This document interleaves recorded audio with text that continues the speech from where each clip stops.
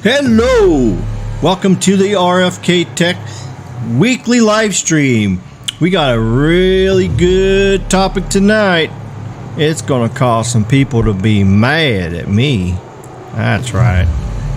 And we have Zero Cool with his tasty, yummy scallops. Yeah! That's right. Let's see, let's get this. There we go. There, that's a little better there. It's time for the show to begin. What do you think? You think we're going to, what percentage people do you think we're going to piss off tonight? 99.999%. That's for sure. That's for damn sure. 99%? Oh, damn, that's crazy. Maybe even worse. Double us. Might even get struck by lightning tonight. All right, well, let's see who's in here tonight already. Let's see. Hopefully everybody's having a great week. Hopefully you found some N77 on your tower site today or this week. Hopefully so. And also, I sent an invitation out. If you are a network engineer, you're a tower climber, or you work on equipment, you know a lot about 5G and the equipment and the deployment, and if you're very knowledgeable, we want your help. You can come on the show. I have 10 spots open here. Well, eight now with me and Caleb here. So we got 8 spots open. So I already sent a couple invites out. So we'll see if anybody joins us. Because the more people that we have to debate this, the better the topic's going to be. So we all open to debate. And I think this is going to be hot, spicy, hot cake, pancakes. What do you think? Yeah. Very hot, very spicy. Much as possible. Oh, that's right. Also, I want to say thank you for the people who are supporting my channel to help it grow and keep me going.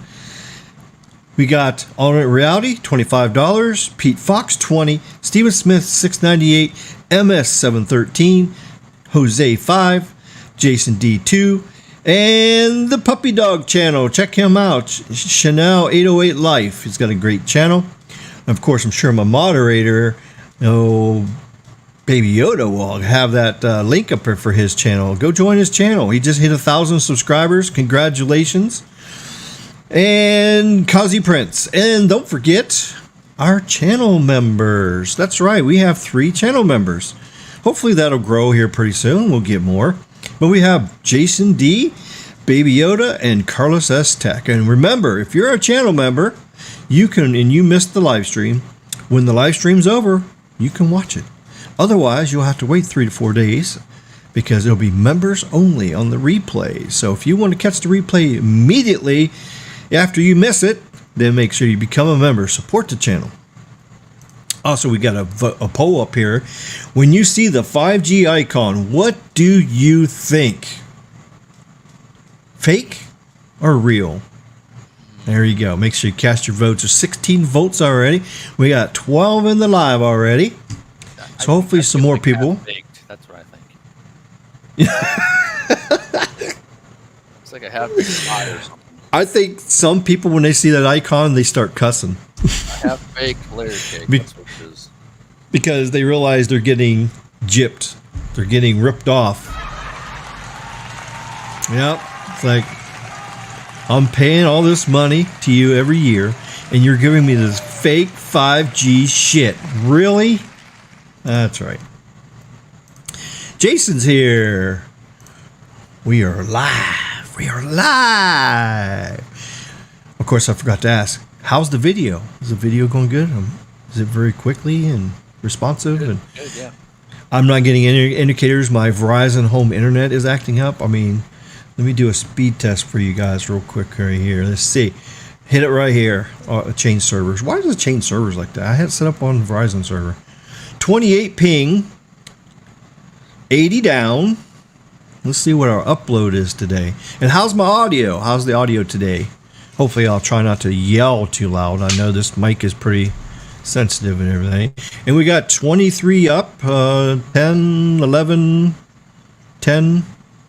Well, I mean, I am streaming, so it's going to eat up a little bit of the bandwidth. So, but that's pretty good. I don't have hardly any jitter, and no packet loss. So it looks like Verizon's doing good. I'm still waiting for them to go and upgrade my site. They've ripped the Osprey nest out of there already.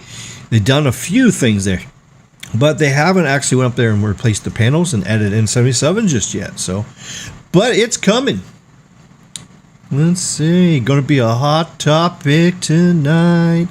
Top 10 fails 5G. Yes, yes, yes. Yep, share the channel. Share. Let's get a lot of people in here.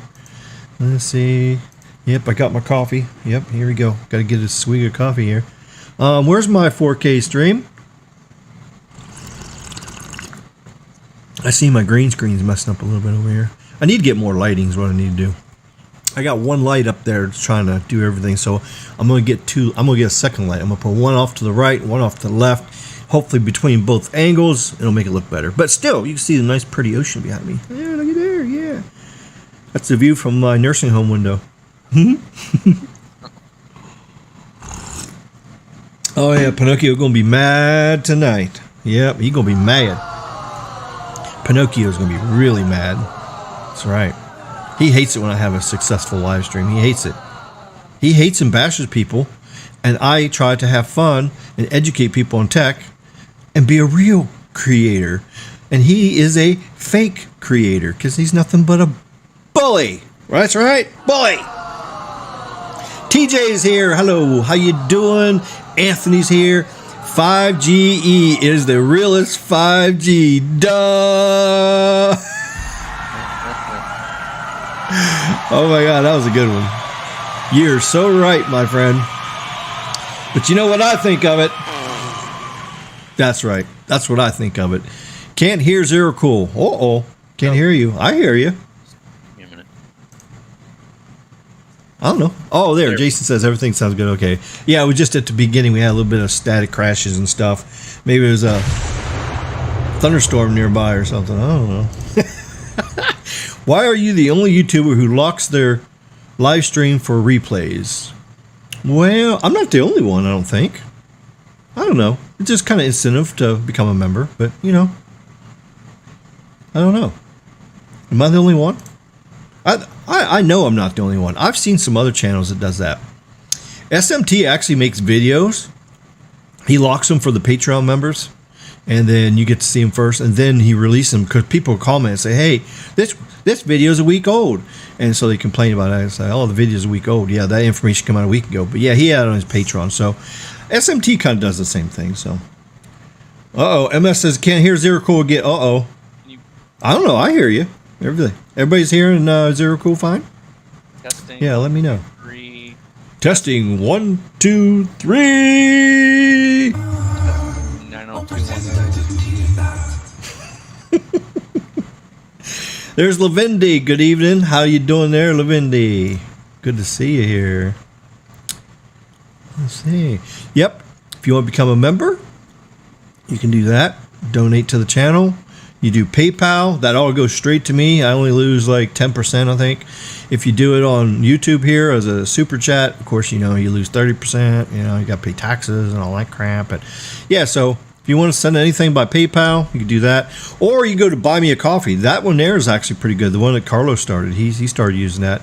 You can go on that and you can make a donation there too. And I get more of the money there too. They only take a little sliver out. So that's good. I like a little sliver only. Sliver's better. That's right. And there's Blaze. Hello there, Blaze. Yeah, and then actually this week I don't have the subscriber mode only on, so actually anybody can come in here and say hi right now. Of course, you know, we're gonna be a full out troll alert, you know, but you know what? I don't know. I don't even think we should ban the trolls. What do you think, Zero Cool? We shouldn't even ban them. Should we just let them come in there and just talk and just stir up everything? Something new, you know, who knows? Yeah. Maybe they want to tell us about 5G. Right. Yeah, if they know anything about 5G. What's 5G? I have no idea what it is. I don't know. What's 5G? How does it work? What's 5G? Is that 5G? Was it sound effects? Sound effects. That's 5G. Yeah, that's what it is. Yeah. Okay. And do you take Zelle? Yes, I actually have a bank account. A bank account I don't even use, but I just use it for Zelle and as a backup bank account in case my credit union screws me up. So yeah, I do take Zelle. Yeah. So if you want to send me the link or send me a DM or something like that, I'll send you because it's attached to my phone number. So that's the thing. I don't want to give out my phone number. I don't know why Zelle does it. I'll have to check and see. Maybe I could change the email to my channel email. Maybe I'll do that too. I can do that. Then I can just, I got to check it. Let me check that. Yeah, you can change your Zelle to your email, by the way, and have it work out. Yeah, that's what I need to do. Well, it's using my real email. What I need to do is just change it to my YouTube email, and then I'll be good then. So yeah, it's good. Yeah, Zelle's a pretty good app. It's safe and good, and there's no fees and stuff and all that stuff. Zero Cool is still way too low. Oh, you need to pump up the volume. Pump up the volume. Pump up the volume. This is as high as I can go, man. That sounds loud to me. So yeah, tell me what you guys think there. I came here to listen to Zero Cool. Oh.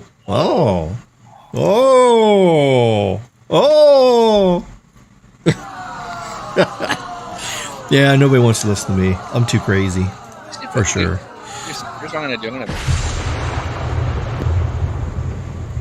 Do you get 5G in a nursing home? Nope, we don't have 5G here. Nope, not yet. It's coming soon. Actually, where the nursing home is, there is 5G. So right, I just plugged in my speaker. Hopefully this is any better. I don't know. It is louder, but it's echoey though. That's the only thing. Sounds like you're in a fish tank. That's the only bad thing. Does it really? Yeah, there's like it sounds like more of a hollow than an echo. Because if you do a real echo, I could try getting like a different mic. Oh. I don't know. Aw. Yeah, because if you really have an echo, you sound like this. Yeah. Echo. No, that's a little better.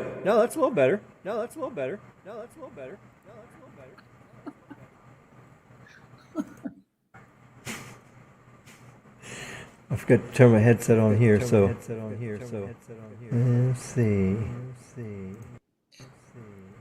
Give me a second. I'm gonna be right back. I'm gonna get a different mic. Be back. Oh, my soundboard isn't even set up all the way. It's not even using. Let me see this up here. Get the headset. Okay, let's see. That way I can hear myself. Oh yeah.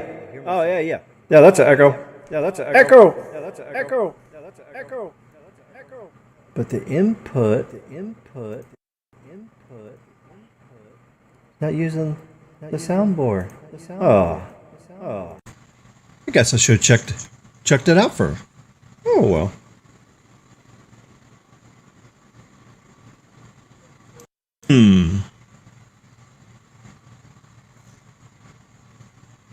Okay.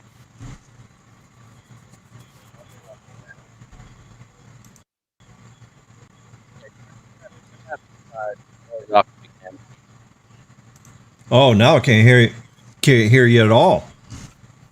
Oh no. Who knew?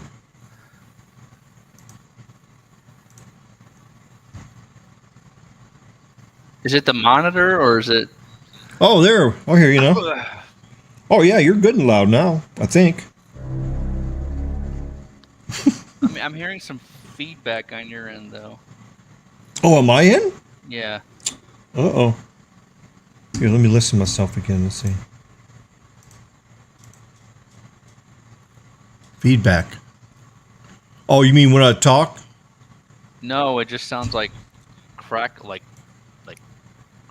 or like thunderstorming or something. It's weird. Crackling? Or it sounds. I don't hear that. And we got Carlos S. Tech in the house. What up, man? What up, Los? How you doing, buddy? None, just fucking doing updates, man. Okay, updates. Fucking having problems with the damn EPS fallback, dude. Fucking bullshit, man. Oh, yeah. That's crazy. Just did the Vonar update, dude, and fucking shit Kia, bro. The shit Kia fucking hardware, dude. Oh my god. No Kia. Oh, damn. That's crazy. So Caleb, you know about the Ultra, right?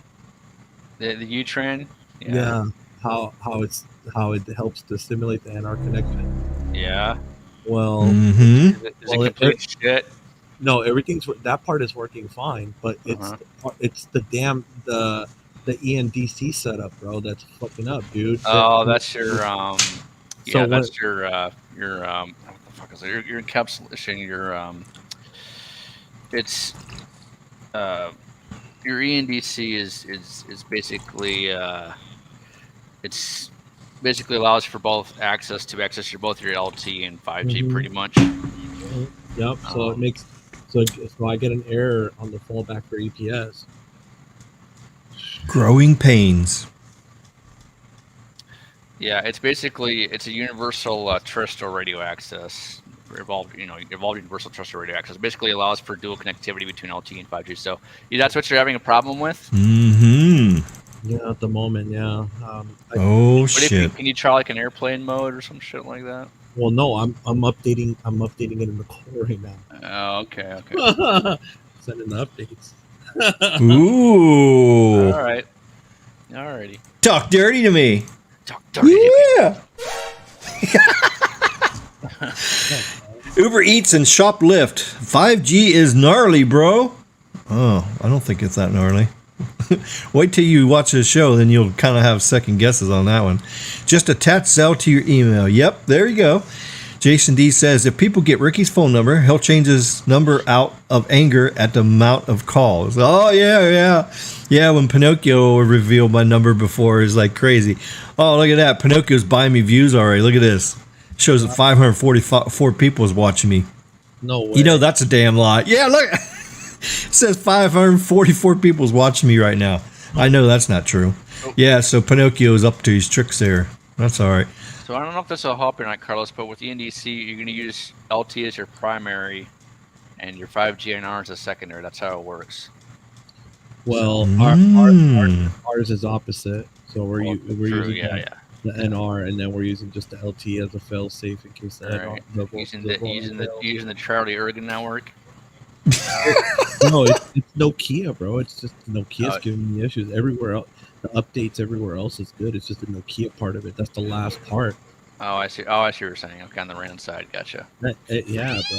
I mean, everything on the Mavenir side is good. Everything's all updated, ready to go. I switched mics, Mr. Anthony, to a Sennheiser. Are you happy? It does sound a little better, yeah. Yeah, you should get one of these mics like this here. It's only $100. You can afford it. I don't even have my audio set up. This is just my regular headphones. Oh, okay. I got you. Too lazy to do anything at this point in this year, so. Yeah. The slave drivers are working you too hard. Yeah, we know. TJ says better. I wonder if you can get them to install a small cell at the nursing home. Maybe. You may not have to worry about small cells. We might have a crazy ass announcement tomorrow. Oh, another deception and lies announcement tomorrow. Oh, great! Another one that's going to piss a lot of people off. A lot of people have been waiting for a long time. Ricky tried turning up his gain, but he was much better than. Oh yeah, I can't control his audio through the StreamYard. This is the best I can do without yelling. I think it sounds really good. Yeah, we don't want no yelling! Yep, we don't want that. That would be bad, wouldn't it? No yelling. Testing 1, 2, 3. This is Mitch McConnell. Yep. That's crazy. Yeah, sorry. Oh. You are fake news.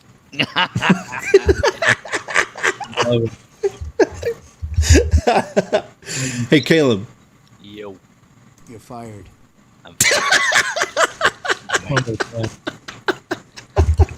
Oh, jeez. Oh, that's crazy. No, come on. Come on, man. Let me fall off my bike. Come on, man. Michael Myers is top dasher. Wow, we got some interesting names in here tonight. Hey, fam. That sounds like the troll. It probably is. MS is here. Alternate reality is here. No crackling. Okay, that's great. Welcome, fellow dasher. Michael Myers is top dasher. Okay, all right. Whatever that means. Maybe next time we can check sound before starting a live stream and save the soundboard presets so you don't have to adjust the gain every time. Yeah, maybe. And everybody's complaining I'm late anyways. Let's say, okay. Well, that's what I was doing is tweaking stuff in the background. I guess I didn't tweak enough, and everybody was impatient. So he's like, we want you now, live. They need to do 124 QAM for 5G. Well, that's coming. But unfortunately, the hardware makers has to catch up to the standards. Yeah, we're going to talk about all that good stuff here. And let's see. All of them 444 should hit that like button. Yeah. I wonder how many likes. Let me see. Let me see how many likes I got now. It says 542 watching. Oh, it says 13 likes. Oh, shit. Oh, let's check how much. Now it says 12 likes. Oh shit. 13 likes. Someone's playing around. Uh-oh. What are they doing? Bro, this damn... 14 likes. About to break this laptop, bro. Come on. Don't do it. Oh no. Don't do it. You're gonna do a T-Mobile on it, huh? What laptop you got so nobody buys it? Bro, it's actually they give us MacBooks. Oh. Hello, Collective Rob. How you doing? Who is Pinocchio? Oh yeah. Pinocchio is a bad person. Yeah. Very bad. He's a bully and a hater. Yeah, he's a bad person. So yeah. Oh, I get it. It's T-Mobile. Oh, yeah. Okay. Well, welcome to the channel there. Got some new people in here chatting that normally can't chat because they don't subscribe to my channel. Fail number 1, 5GE. Yep. That's true.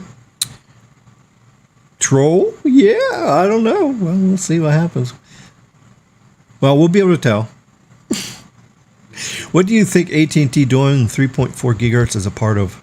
Oh, we're going to talk about that too. Yeah, that's on the list. I have a whole list of goodies here. So, yeah, Carlos, I sent you a copy of the list we made. We're going to break it down to categories. And then, of who's to blame. And then what they did wrong. So we're going to do the who, the what, the why. I haven't even had a chance. Oh, okay. Okay. Because so, right now. well, once we get going on this, if you come up with a brainstorm, you get an extra category you want to add, let me know, or any bullet points in there, we'll add it in there. So, and the same for all 543 of you watching me right now. If you got a category you want to add or a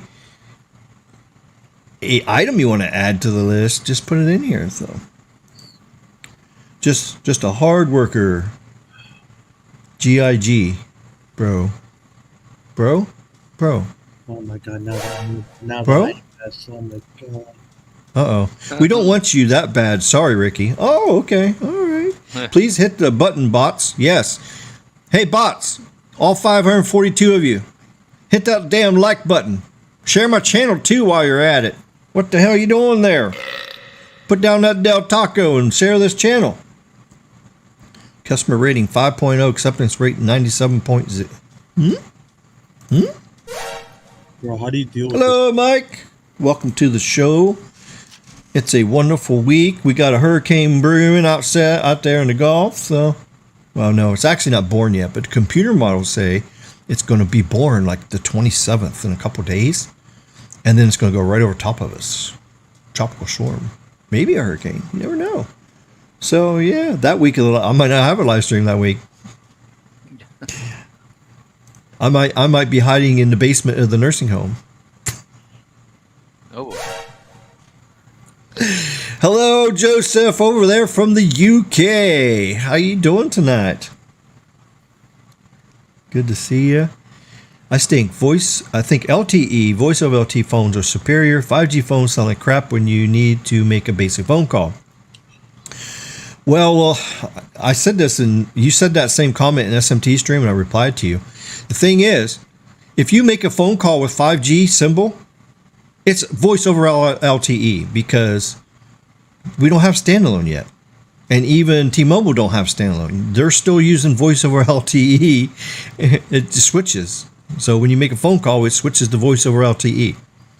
So what they're doing, and even Dish is having trouble with the voice over NR on their new standalone system, right? Right, Carlos? So They can take this 5G and they can shove it up their ass.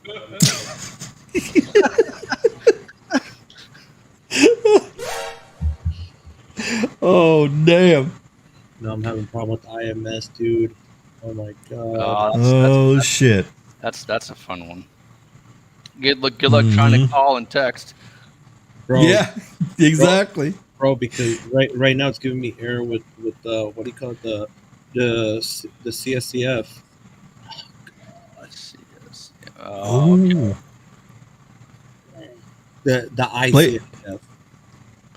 Blaze says, I have a topic I want you to discuss. 4G ELE. You know how it goes through the ICSCF and then it does it to S and then P. Yep. I'm having a problem with the I right now, part of it. You might actually. Is there any way that you can boot the IMS server maybe or no? That's what I'm gonna try to do right now. Good luck, Carlos. Good luck. Have fun with that there mission. Carlos. Yeah, Carlos. Take this 5G and Big YouTuber. I'm not working tonight. Let's put it that way. You're on your own. Man. Oh, damn. I don't feel like troubleshooting shit.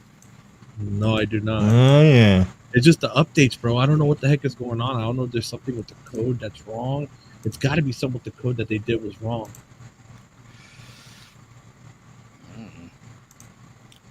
Or it's just no key. All right, let's get the screen share up. Suck at everything they do. Okay, let's see here. Let's go here. Oh, add to stream. Oh, there we go. All right. There's a trusty 5G map there. Let's see. Wow, look at that. Oh, yeah, I'm back. Yeah. Not. Says the bots left. Now I'm back to 22. Oh, shit. Really?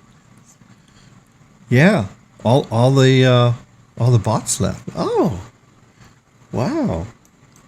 Wow. Yeah, look at the 5G expansion. Look at New Orleans area. Look at all the N77 going up around there. Look at that shit. Oh, that's crazy. And look at Atlanta. Atlanta's starting to blossom out. They're doing the suburbs first. Isn't that crazy? Augusta's got a little bit going on. Look there. Louisville's coming on the map. Look up here. Cleveland is really expanding all over the place. Pittsburgh is blossoming out. Columbus is really filling out. I'm New York surprised how much City. Ohio they got covered. That's pretty good. Oh, yeah. Let's see. Houston, Austin, wow, they got a lot over there. Look at that. Fort Worth, Dallas has got a lot. Let's see. Phoenix. Oh, we've got a little action in Tucson now. Look at that. And then, oh, they expanded more in Las Vegas to your south and to the north. Look, there's a new tower up here. Wow. That's good for you, Carlos. Yeah. Look at California. Look at all the N77. Of course, you know, you got a heavy market share out there, so. Yeah. Yeah, well, look at that. So that's what's going on in the N77 world at Verizon. Still a lot of areas. Where's my N77? Don't move this off the code anytime soon. Yeah. Holy crap, look at there. Look at that. Wow. Milwaukee? Oh, they just started in Iowa. Look at this. Look, the first N77 upgrade has been done in Des Moines, Iowa. Look at that. You got your first tower. The tower crews are starting to put it, over in Omaha. Look, they're starting to do it over in Omaha. Look at that. The first tower in Omaha. I should go to Nebraska. Yeah, I think you should go to Nebraska. Yeah, I think you should. I should. Bring me back some corn while I will. Look, Louisville's expanding pretty good. Yep. Mhm. And then, of course, down here in Florida, look at all these little dots popping up everywhere down here. Look at that. Dots everywhere. They haven't started over here yet. Yeah, I heard 100 megahertz is going to be over here and over here. But look at this. They did even... They're going out in the... way out there. Look at that. Look at that. That's And they're up your, a lot. and up your way. I Because got you're up this way, ain't you? Yeah, I You're got up here somewhere. I actually got ultra wideband in my place right now. I got it indoors. Oh, sweet, man. Indoors. What kind of speed test you got? What you got? It's about 100 to 125 meg on the down and about 20 to 30 on the up. Well, it's better than being That's congested. on edge. That's on edge though. That's on ultra wideband edge. So is. Oh, okay. So that's pretty freaking good. Yeah, they're filling in their spots pretty good. I mean, I went up to Miami. I didn't go all the way to downtown Miami, but I went to Sweetwater because I had to go to Bass Pro. I had to go pick up my my new item, my pew pew. You know, I ain't gonna say any more than that, but yeah, I went up there and I did some speed tests up there. So I had some impressive tests, and then I had some that was like, what? So yeah, that was kind of interesting here. Let's see. I don't understand why. Oh, here it is right here. Hasn't put out a map yet. You know, a nice. Yeah, I know. I don't know what's going on. So here's some of my speed tests I did driving up to Sweetwater and back. Look at this. That was LTE plus. Look at there, 92 down and 120 up. And let's see. Wait, that was Wi-Fi.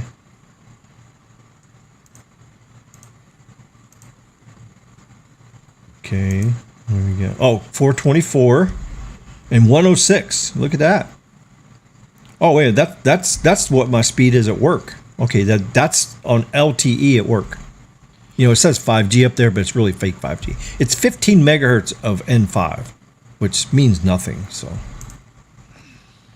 looky there. Let's see. Yeah, 15 megahertz of bandwidth.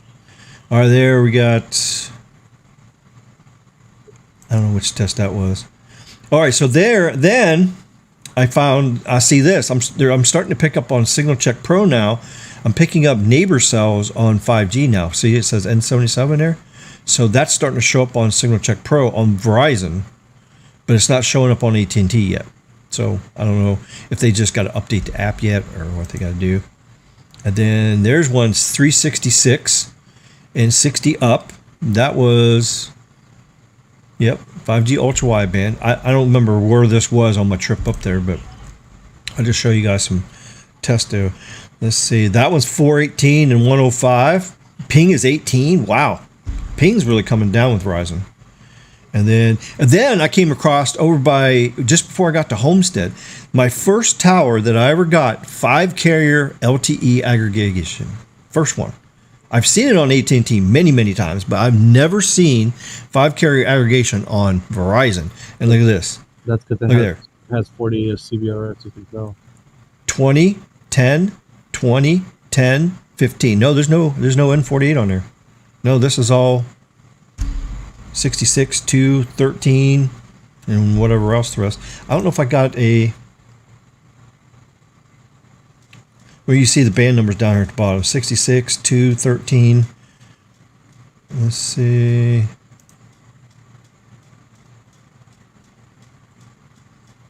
Yeah, because I did Verizon on the way up, and then on the way back down I did AT&T. 355 and 32. Ping 17. Wow, that's incredible. And then, let's see, Verizon 106 and 19. This was only with 2 bars of signal. So this is kind of cell edge on the 5G, on the N77. So that's still not too bad. 106 and 19 with 2 bars, you know, kind of like on the edge. So that's not too bad. That's kind of like what I'm getting, ish. Oh, okay. Okay, gotcha. All right, I'm trying to get to where the AT&T ones is. Maybe I forgot to upload them. I didn't do them. Let's see, what is this? Oh, here's AT&T. Okay, but where's it at, though? 5G Plus. Okay, so here's a 5G Plus here. So you can see the bands are band 2, 66, 14. Let's see. There's AT&T 118. Look at that. Full signal 5G plus and only got 118 down. Kind of disappointing. And you can see the signal. Minus 81. Now you tell me that's not either it's not optimized or it's congested already. I would go with the not optimized. What would you think, Caleb? I mean, it's you can't really. I mean, we're talking 50 megahertz of LTE and 40 megahertz of N77, and you're getting 118 down. No, it's we don't. It's probably congested because, that's that was in Miami. Probably that tower's probably been up for a long time, so it's probably already been already. So all right, here's another one. Here's an AT&T here. Here's 5 carrier aggregation on LTE 15, 10, 10, 10, 5. You got band 66 to 14, 30. The 5G, it says 5G plus, so there, and then you got your 40 of that. And look at this. Oh, there's no 5G plus on this one. Look at this, 2.15 down and 15 up. Now tell me that site ain't congested. Here's the thing: a good way to tell with congestion, right, is you want to test more than just one site. Like test the neighbor site around it. See if Right. Well, the neighbor site was actually better. A little bit better. Okay. Well, here, look at the ping on this. The ping was like crazy. Look at 161 ping. So yeah, there's definitely some issues there. 123, 208. That's 5G plus. 208 down, 18 up. But as you see, the AT&T numbers are not as good as the Verizon numbers. They're doing really good. They're putting their CapEx, their smarts, they're good engineers. Yeah. And their colorful maps to good use. Oh, yeah. That's for sure. Okay, well, let's see what everybody's saying in the chat here before we start on the topic here. I guess nobody else is going to join us. I sent some invites out. I think I sent EM Tech a one. Chain Fried, I sent him one. He didn't. Maybe them guys are busy tonight. So let's see. Is Verizon N77 real 5G? In its current state, no. It's not. It's just LTE++.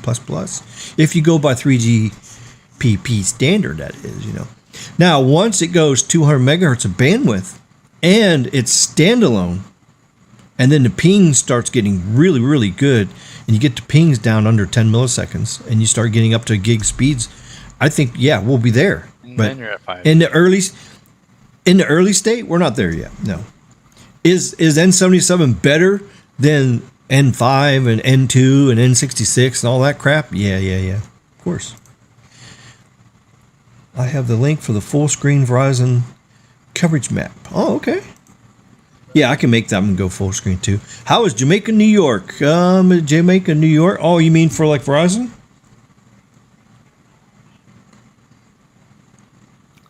Jamaica, New York. That's upstate New York, if I remember right. Yep. Is Jamaica, New York up here somewhere?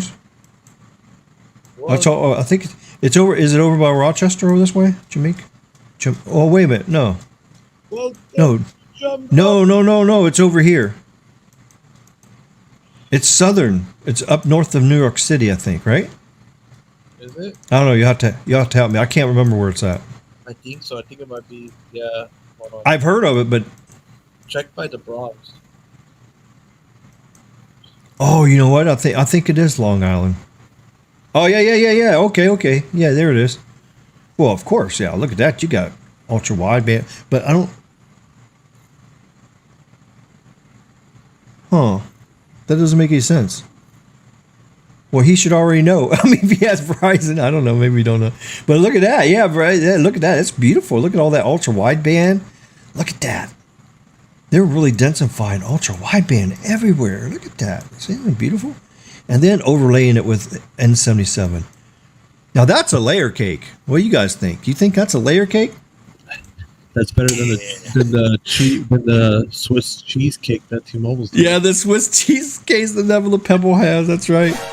That's right. Good news, Xfinity Mobile customers. Xfinity Mobile is offering new plans that will give you more bang for your buck. You can switch plans September 7th. I don't know. I don't like it. I mean, sure, it's got Verizon service attached to it, but since it's attached to Comcast, y'all know what I think about Comcast. Yeah, I don't like Comcast. They suck. They're horrible. But hey, if it works for you, go ahead. Jump on the ship. Go ahead. 118 is disappointing. Yeah, that's what I'm saying.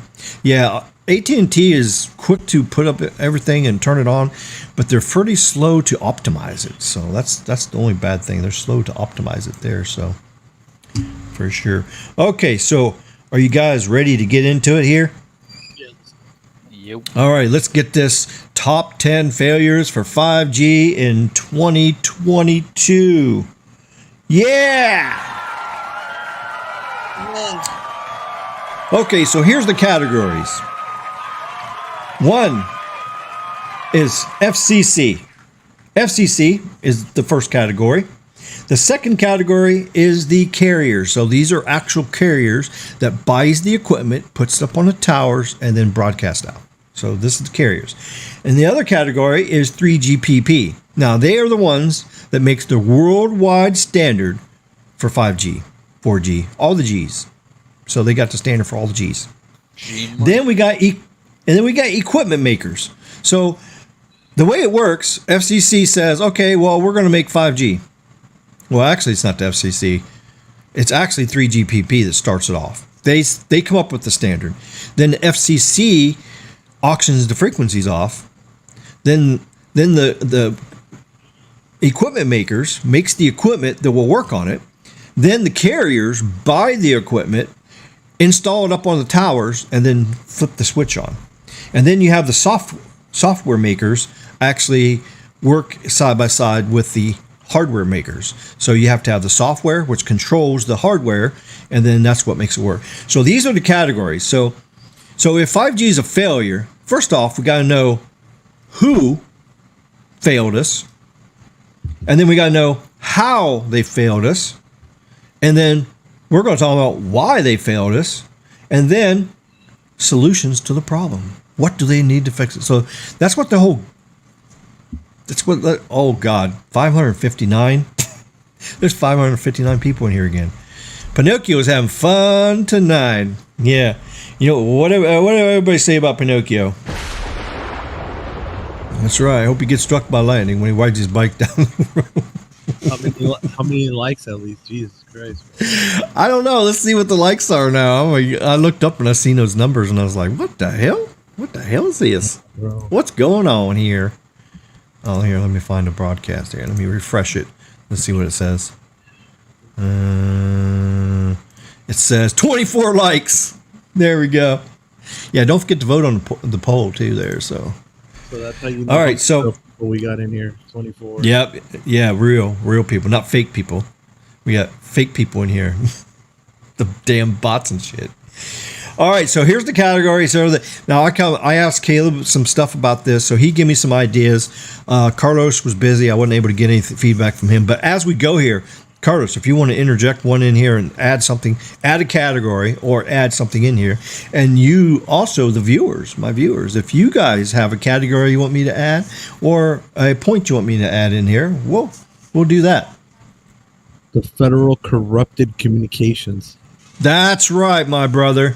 That's right. So top 10 failures for 5G. So first we're going to talk about the FCC. I should have changed these around because actually we should start the process from beginning to end of how 5G, like I just explained it, because it's actually really, 3GPP first. But since I hate the FCC the most, I think we'll talk about them. What do you think? Yeah, let's talk about the federal crooks. Federal Clown Commission, that's what I call it. That's right. Federal Clown Commission. Federal Clown. Federal Clowns. Yep. Federal, I don't know. I think I made some other ones earlier that was pretty good, but okay, so what did the FCC do wrong? Okay, so one point here. Not giving carriers more spectrum sooner. What do you think, Carlos? 100%. Do you think that is a true statement or a false statement? That's true. And the sloppiness of the spectrum. And the sloppiness. I like how you put that in there. The sloppiness of the yes. It is sloppy. All right. Think Yeah. about it, bro. We got 3.45. Then we got what? 3.4. Then we got 3.7, and it's all the same band numbers except for 3.45. Like this. Yep. That was my gripe too. Absolutely. So, what do you think about that, Caleb? Not giving carriers more spectrum sooner. Yeah, I think they need to have a big, huge push of auctioning like more mid-band spectrum out. We should have had 12 gigahertz out, 17 gigahertz. We should have had 3.1 out already. Because there's equipment makers that can make it already. Yeah, there's 7 and 8 gigahertz that can be auctioned off as well, right? So, should just be more mid-band spectrum auctioned off. This a long time ago. Because they're already making S-band equipment already, so 3.1 is a win. They're already making. They can easily they can take something that's 3.4 and you can retune it where we work on 3.1. Yeah, so you can make a new radio. Yeah, there's talk about 7 and 8 gigahertz rolling out as well, but it's just on 12 gigahertz and stuff. It's just just get out there now. Like I heard 2024, 2025. Yeah, pretty much. Yep. All right, so the next point, not regulating 5G more, making a standard for a icon, like minimum speed, ping, and coverage to use the 5G icon. Needs sub-icons to show what standard you're in. Because if you look at what we did in the past, I got a little example here. Let's see. Let me put it up here on the board. Okay, where's that here? The icon should just be like the middle finger. That's where it should be. Yeah. All right, that's not the one I was looking for. That's not it. Let's see. An emote of Eugene on Planet Zorb. Planet Zorb. Should be on Planet Zorb. That's not it either. Well, here's kind of an example too. What you're saying about here's the whole 3 gigahertz band that's in S band. Don't pay attention to the lies on there saying C band. This is really S band. From 2 gigahertz to 4 gigahertz is S band. But here, potential oxygen. See here, 331. That's 3.1 gigahertz up to 3.5. Now we did have the 3.4. So part of that right below the band 48 mess that they inserted in the middle of this band, we already have that. So we have that right here. And then you got the craziest, dumbest thing that they ever did, band 48. And then you got N77 here, which goes from 3.7 to 3.9. Okay? So N77 in other countries actually runs from 3.3 right here, 3.3, and goes all the way to 4.2, which Rick, really does go into C-band. Hold on, bro. Come on, man. We're going to be the shining example why the PALs get and the GAA gets power boosted. Oh, no. Come on, bro. Yeah, you already know my opinion on that shit. You can't auction a license. You can't auction a license off for low power and then blast it high power, because then everything is going to clash. Nobody's going to be able to use it. That's the whole problem. It's called you file for an FCC license modification. Well, you might as well modify the whole damn band then. You can't modify just one person. I mean, think of the red tape that would have to modify every single PAL license in America, and then also say, okay, well, now the GAA people, the unlicensed people, can go full blast too. So all this extra power going out there with geographical PEAs that was made for low power. Now, when you go high power, you're going to be going over into somebody else's PAL license area. So if T-Mobile wins this area on the left, Dish wins on the right, and they go high power, now their signal is going to go on both sides of the PEA area of their PAL license. Am I right? I put a link in the chat there. Dish is actually asking for the FCC to conduct field experiments to evaluate high power on CBRS. So we already been working. Okay. So yeah, so they're actually Me right and Carlos talked about that like last week. Yeah. Yeah. So that's true. I think they're they're gonna figure out a way to do it with the FCC will to work with all carriers to get the. Well, I don't trust the damn FCC. I think they're a bunch of dumbasses. I don't think they can fix the mess. I don't think they can. The only way I think they can fix it and do it right is to just say, okay, we're going to have a re-auction, and say that we're going to kick the priority access people out. We're going to give them their special spot at 3 gigahertz down in the lower end of the band.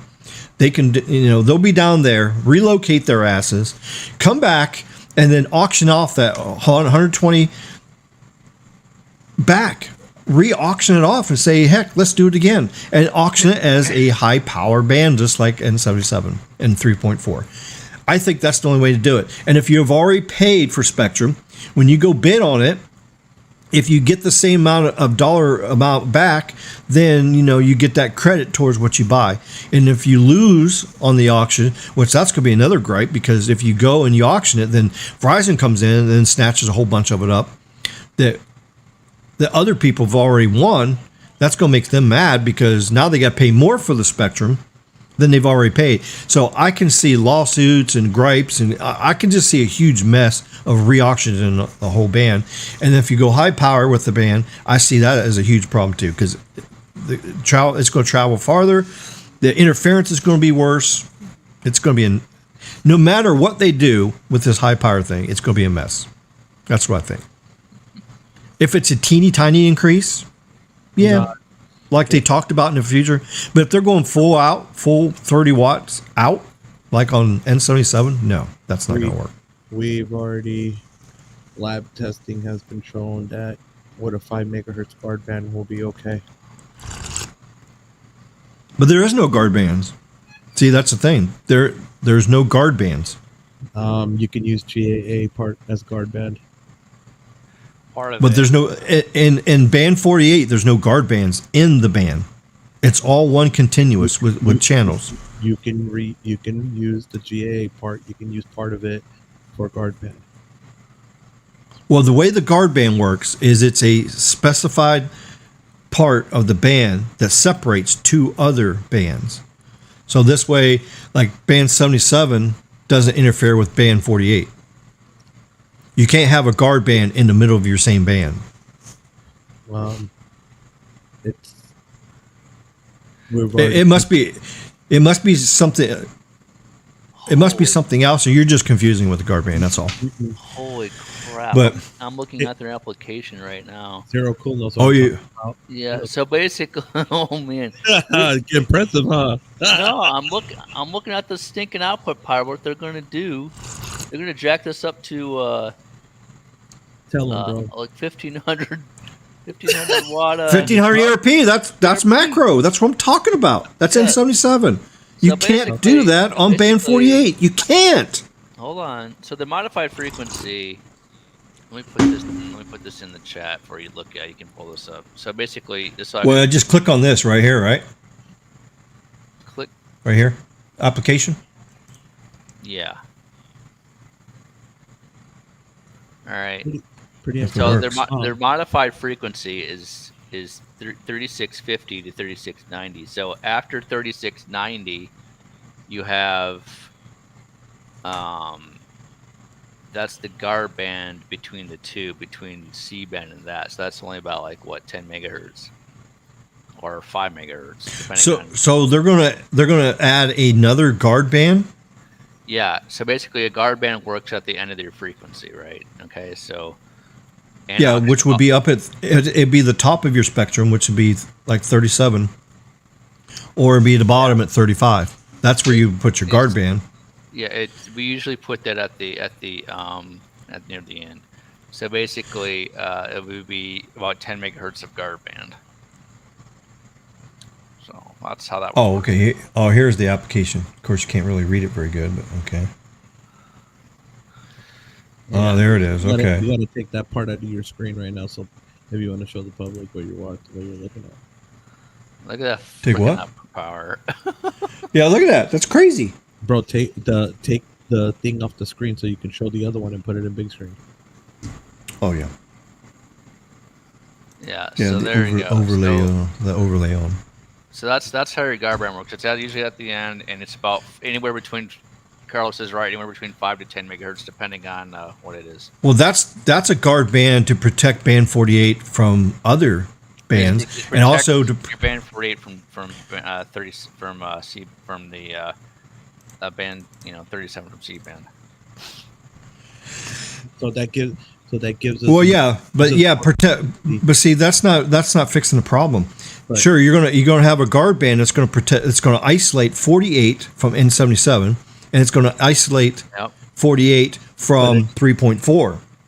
It's gonna isolate those two bands. But what I'm talking about is the PEA license that was auctioned off on the PAL, and the GAA also has a PEA area. There's a circle of where you're transmitting a circle. That's your circle. If somebody else with a PAL license transmits in your circle, you have to shut down.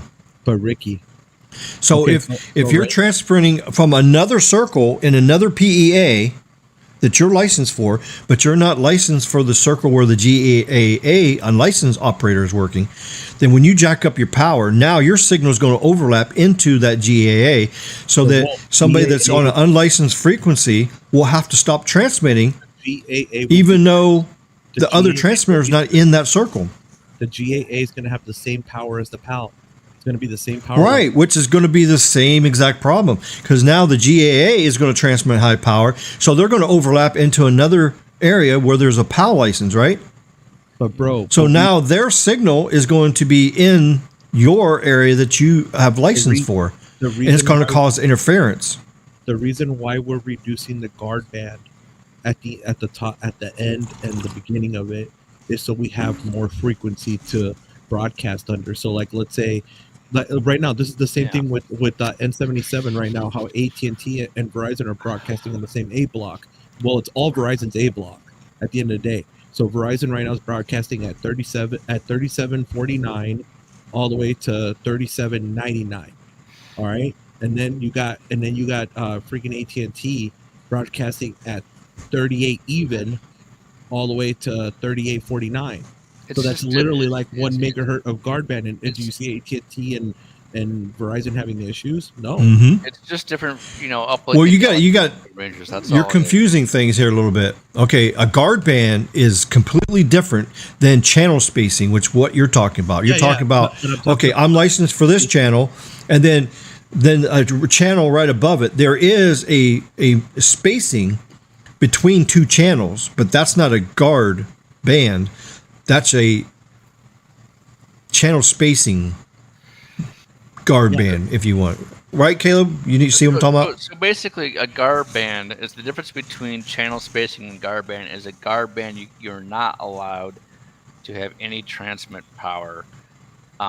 Go beyond that band, right? Go into that guard band. So, for example, let's say if your guard band, so let's say if your guard band is let's say the end of your transmit range is 3690, your guard band is 3695.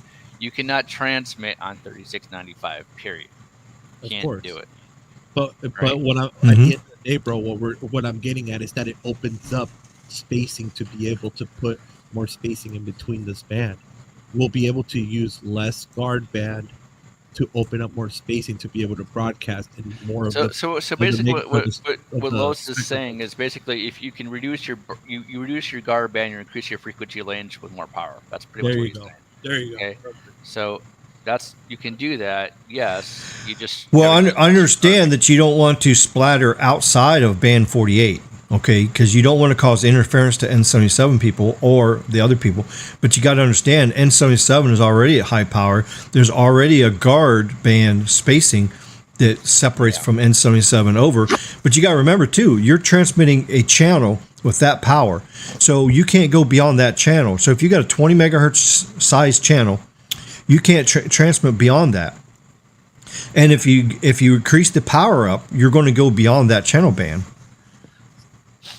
Because that frequency is being reused. So the way it is on low power, they reuse the frequency. So your PEA over here is on this frequency, and you go over here, and this PEA, it's on this frequency. So those frequencies can't hear each other because they're too far apart. But when you jack up the power, now both those frequencies are going to collide. It's going to be just the same way like with T-Mobile with their band 71. They're transmitting 1,500 watts, and then they're trying to use the same frequency 5 miles away. You can't because the signals are going to collide. Bro, we're gonna. The signals are going to collide, and you're going to have interference issues. So basically, what Ricky's saying is, if you're in one area, okay, we call this EARCN. It's basically what your channel frequency is. So basically, if you're let's say if you're in area A, your frequency range is, I'm just going to throw an example, like 3600 to 3700. Okay, I'll just example. In area A, you need to do like 36 25 to 3650. Then area B, you do like 3670 to 3680, something along those lines, right? You're still within your band, okay? Now, depending on how much bandwidth you use, it's just different frequencies for power, right? So yeah, it just depends. But with this application that Dish is doing, I still think they're going to be, to me, just by looking at this, they're 85 watts over. I don't know how the hell they got away with that, but they did. They're 85 watts over usually. Well, probably because they're wanting to test it. So if you go higher power than that, then they're just trying to see if they can do that safely without causing interference. Then if they go back down on the power, then well, I'm gonna tell you this: lab results were good. Yeah, I don't see.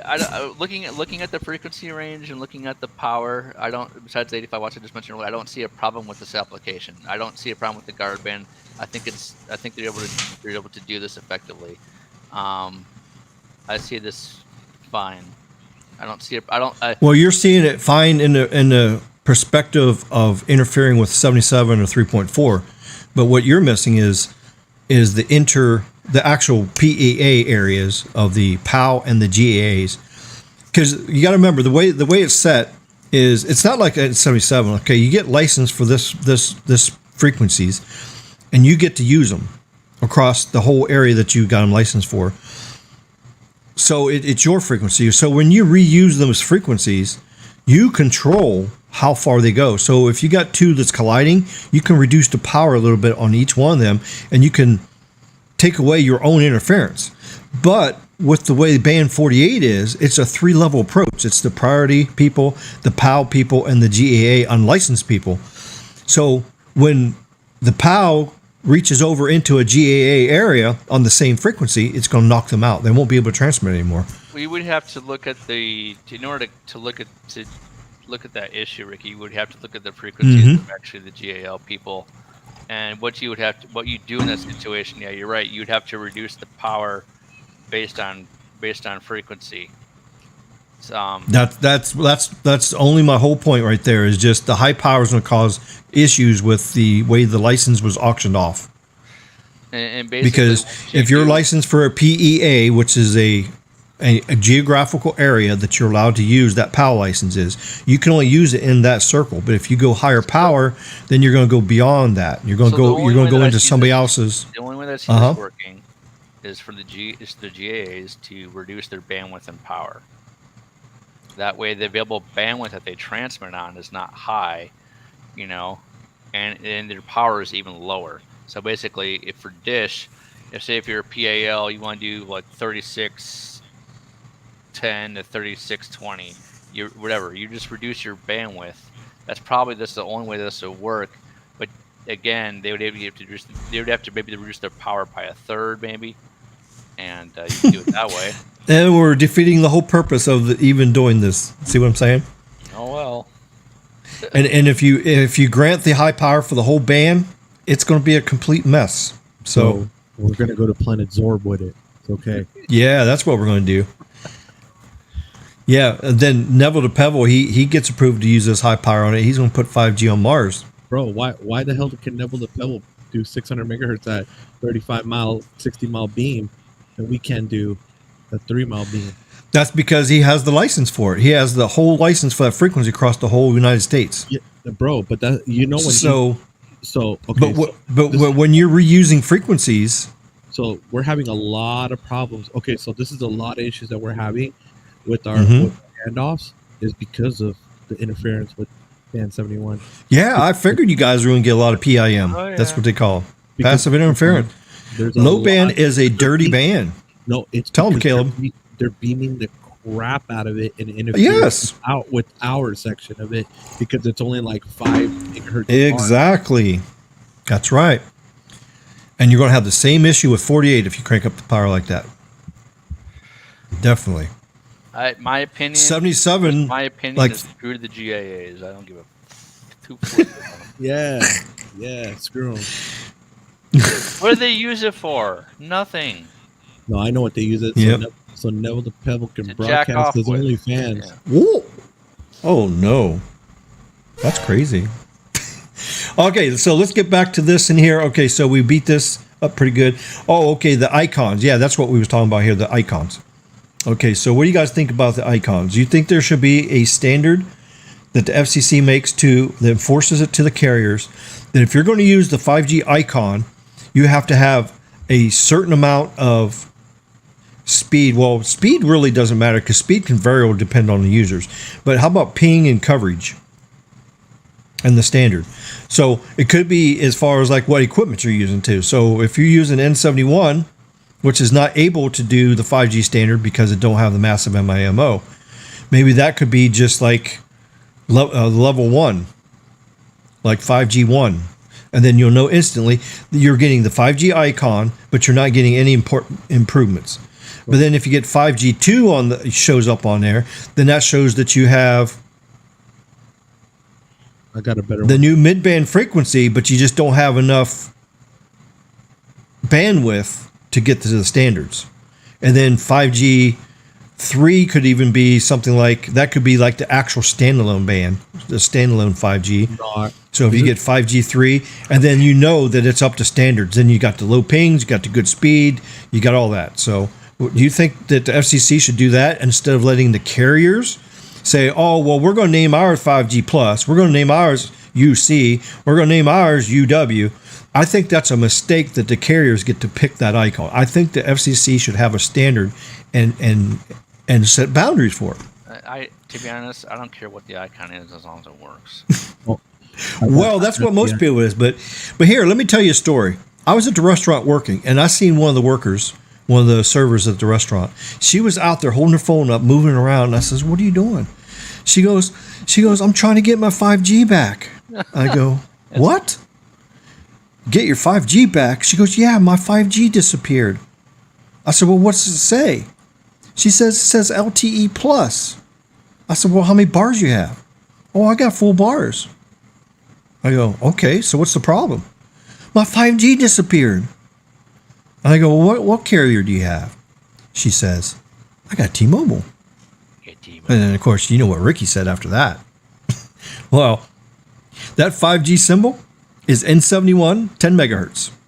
It's only a small fraction of all the bandwidth in that. So if it switches to that, and even if you lose the 5G icon, you still got 10 megahertz of LTE that's taking its place. So you're not losing any megahertz. Your performance is exactly the same on LTE Plus as it is with the 5G symbol. So you going crazy because your 5G symbol left is crazy. And that's how people think. They think that 5G icon leaves and they think, oh my God, I'm going to lose all my performance, which is completely wrong. Now, if you have millimeter wave on 5G and you lose that and you go back to LTE Plus, yeah, there's a huge difference. And that's what I'm saying. Yeah. This is how I would have the icon. So this is how I would do it for T-Mobile. I would do for the first part of the 5G. PU. It'd be the 5G with Eugene State. then the second one would be the 5G icon with Neville the Pebble. And then when it's the super fast one, it's gonna be 5G with Hans Vesper's Gator There you shoes. go. I think that's a good, shit. That's a good analogy. I like it. That's a You're good getting, one. you're getting Randall too. But Neville to Pebble, I hope you're watching this live stream, buddy. Maybe you'll learn something. That's great. So, what do you guys? What do you think about Caleb? What do you think about the icon thing? I mean, You think the FCC should have standards? to be honest with you, I don't go off. I never have. I don't go off icons. I don't think FCC should have standards. I just an icon. An icon's an icon. That's what it is. All Yeah. I care about is what the phone can do. What's the throughput of the phone? Right. What's the signal level of the phone? That's Well, all I yeah. care about. Can it But you make think about this. a phone call? I'm a tech guy. Carlos is a tech guy. You're a tech guy. There's a lot of us on this channel that are real techie, right? But then you got millions and millions and millions of users, customers out there that are not. So when they look at that icon, they're depending on that icon to inform them what's going on. Looking at through their eyes, what do you think? You guys remember when there was no icons, when you just had bars back in the analog days? Yes, I do. Yeah, Oh, why yeah. can't There you was go no do G's that? back then. That's right. It was I got it was 2 it was bars. damn analog. I got half. It was a bar. static. He's My back there. 2 That's- bars are better than your 5 bars. Right. Yeah, back then it was just static anyway. So it's like who has the least amount of static can hear the other person. Yeah, can you believe that cell phone calls used to have static in them? The big old analog days. I that's crazy. When I used to talk with my boss back in the day, I hated it. I just Yeah, wanted to, 'cause smash my phone. When I hear a bunch of static in there, I say, okay, move to your left. So he moved to his left. Nope, move to your right. Oh, okay, stand right there. Don't move. And and you get people yelling. crazy. You can't even hear them. It's like, oh, okay. It's like, Yep, absolutely. Okay, so there we go. So we got that point there. Now here's the next one here. Need more outside source consultants and research. Do you think the FCC should have more outside sources and consultants and research from outside people instead of doing everything themselves? Because obviously they don't know what the hell they're doing. I think. What do you think, Carlos? Let me go Go first. ahead. I think a big All part right, of go ahead. the FCC that I'd like to see happen is ask the users, the customers, the people that use the damn service. Like That's right. Especially people that are on the fringe areas, right? Why am I not getting great service? Why is there only just one tower, what we call Lonely Island out here? Why is that, right? Reach out to people, ask questions. That's what I like to see. Yep. What do you think, Carlos?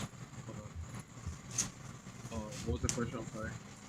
I'm sorry. Need more outside sources, consultants, and research from outside people to assist with the FCC. Yeah, they do, because whatever they're doing, they ain't working right. That's obviously. They need assistance, but as long as it's not Neville the Pebble or Eugene with the tight sort of Yeah, as long as they're not involved, that's right. that's right. That's right. Because if Neville the Pebble comes, you know where to send him. Maybe we can get Dan Hesse. Yeah, Yes, pretty cool, huh? for sure. All right, so what do you think about poor management for the FCC? Do you think the management is a problem? The people making decisions? I think. Do you think they're a problem for 5G? I think the they're the commissioners fault? that get elected are the problem. Like Gigi San, for example. Like, ugh. Ugh.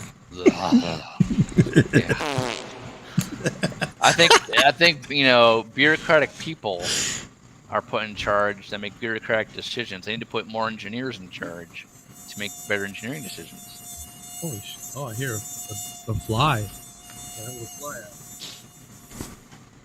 Hunts a skeeter. Hi, yeah. That's right. What do you think, Carlos? What do you think about management at the FCC, the Federal Clown Commission? The federal crooked communications. Yeah. Federal Corruption Commission, yes.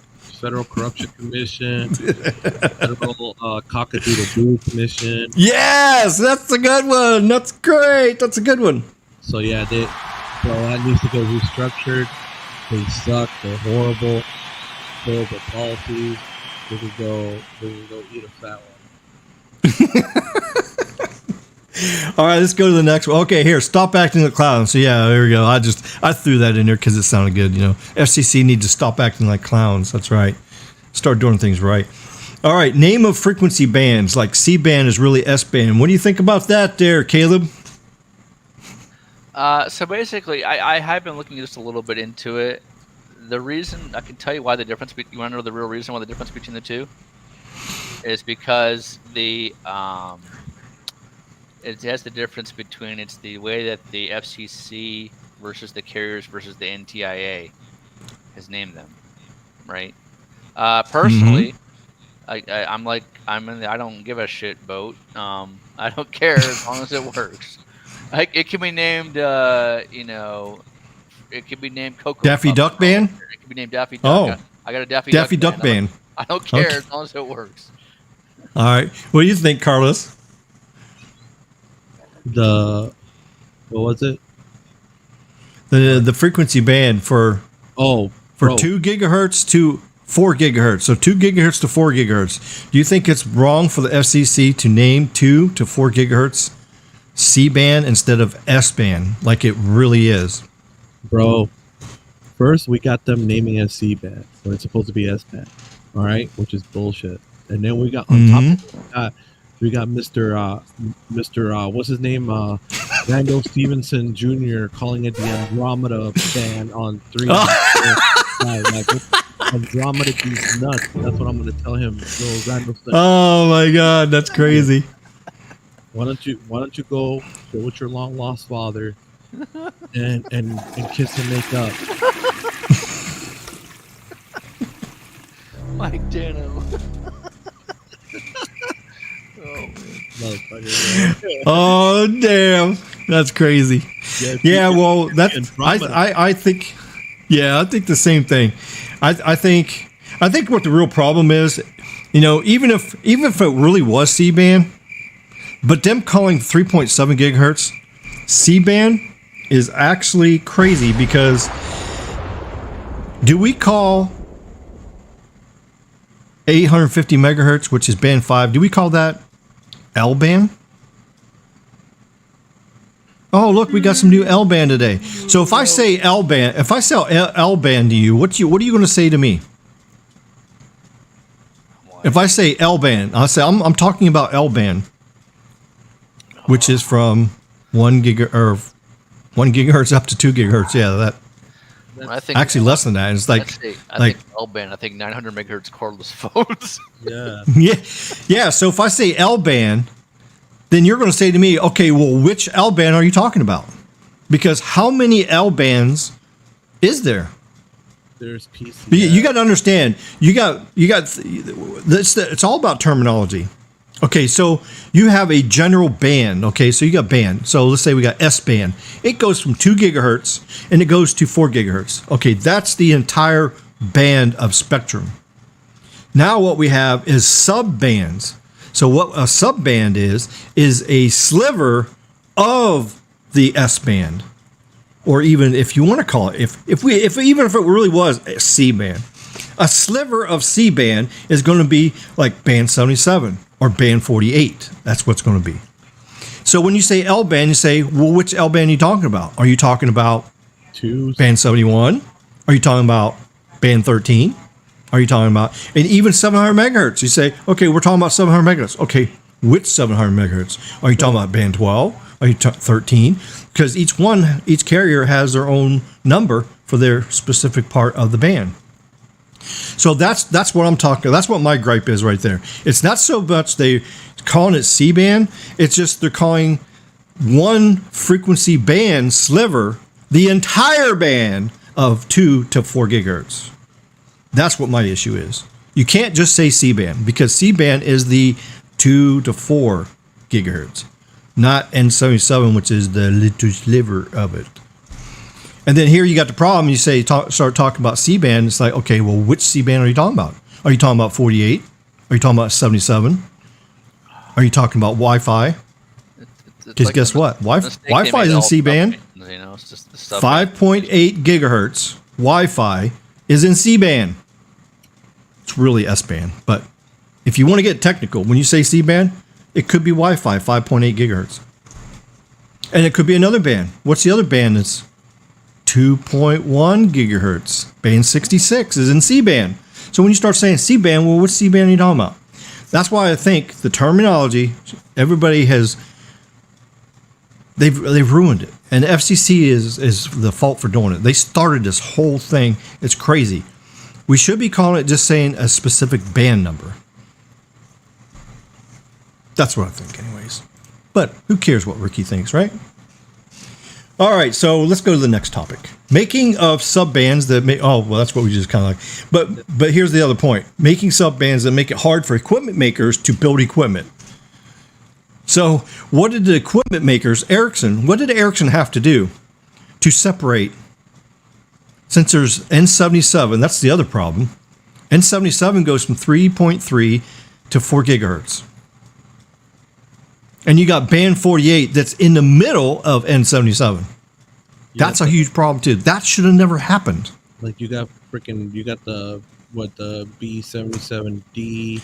Yep. The B77G. You got the Yep. The 77D is for what frequency band or what frequency? 3.7.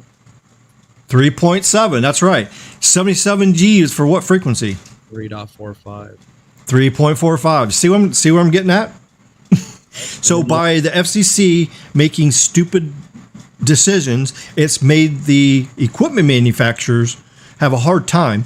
And then and if you would really have 3.3 to 4, that part of the band completely open, no 48 in the middle of it, splitting it in two, then you could make a radio, an antenna that covers the entire 3.3 all the way to 4.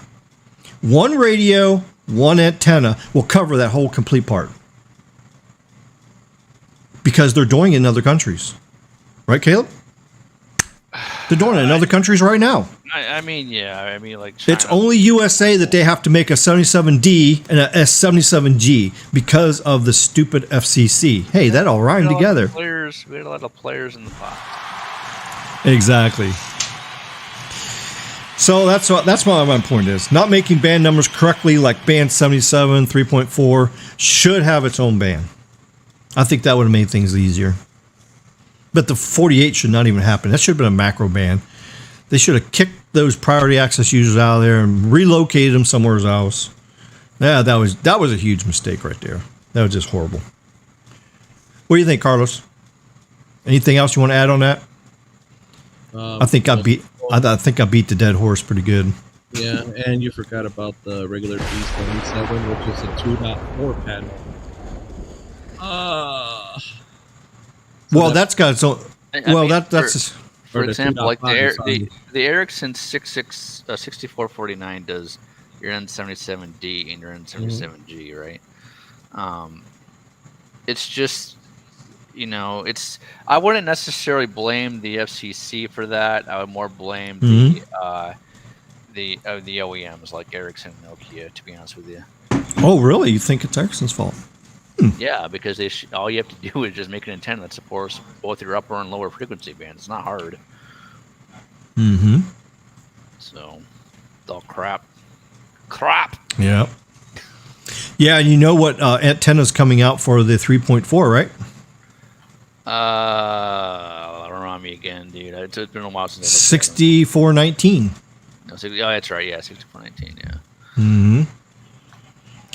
Yep, 6419. Oh, here we go. And here we go. 6419. A 6419 is for 77G. Yep. Yeah, so on the AT&T sites around the country, you're going to see two antennas up there. You're going to see a 6449 for 77D, and you're going to see a 6419 for 77G. Verizon's going to be using that too, which is sweet. Mm-hmm. Okay. All right, so we're done with that. Now let's move on to the carriers. Here we go. This is going to be fun. All right, before we go to this step, I know we've been yakking and talking a lot. Well, let's see what the viewers are saying here. Let me go back in here to see what they're saying here. Verizon spending money like this. Okay, we got that one already. TJ says, only once did I get download speeds that show slow on 5G Plus. That was driving through Metairie, about 120 down. I passed through that area twice. The second time around, it was 280. Right, yeah, so that's probably just the user load at that moment. So, because you got to remember how it works. That you got the backhaul going to the site, and then it's divided by the users. So if you get 10 gigs of data, and you got 2,000 people using it at the same time, you divide 2,000 by 10 gigs, and that's what your speeds are going to be, right, Caleb? Yeah, I'm actually looking at something real quick here. Okay. Joe says 500 bots. Oh, look, we got 82 bots in here now. So there's going to be an actual new antenna called the 3258. That's why? 3.4 to 3.8. Why? And We you shouldn't be using that. And then you forgot about the Air 3260. Why? We should not be using 32 by 32. No, It's 2022. We should not be using 32 massive MIMO. We should be using minimum of 64. Well, That's what the first number means. 32 means 32 transmit, 32 receive. We shouldn't be going backwards. Yeah, I know. Let me look at something. And see, that's another problem. Okay, so we have a standard. Nice. We have a standard, and then they put it out. Okay, but then the vendors, the equipment makers, decide to make something that is less than the standard because it's cheaper. So like T-Mobile can put 32 up instead of 64, which what does that do? That reduces performance.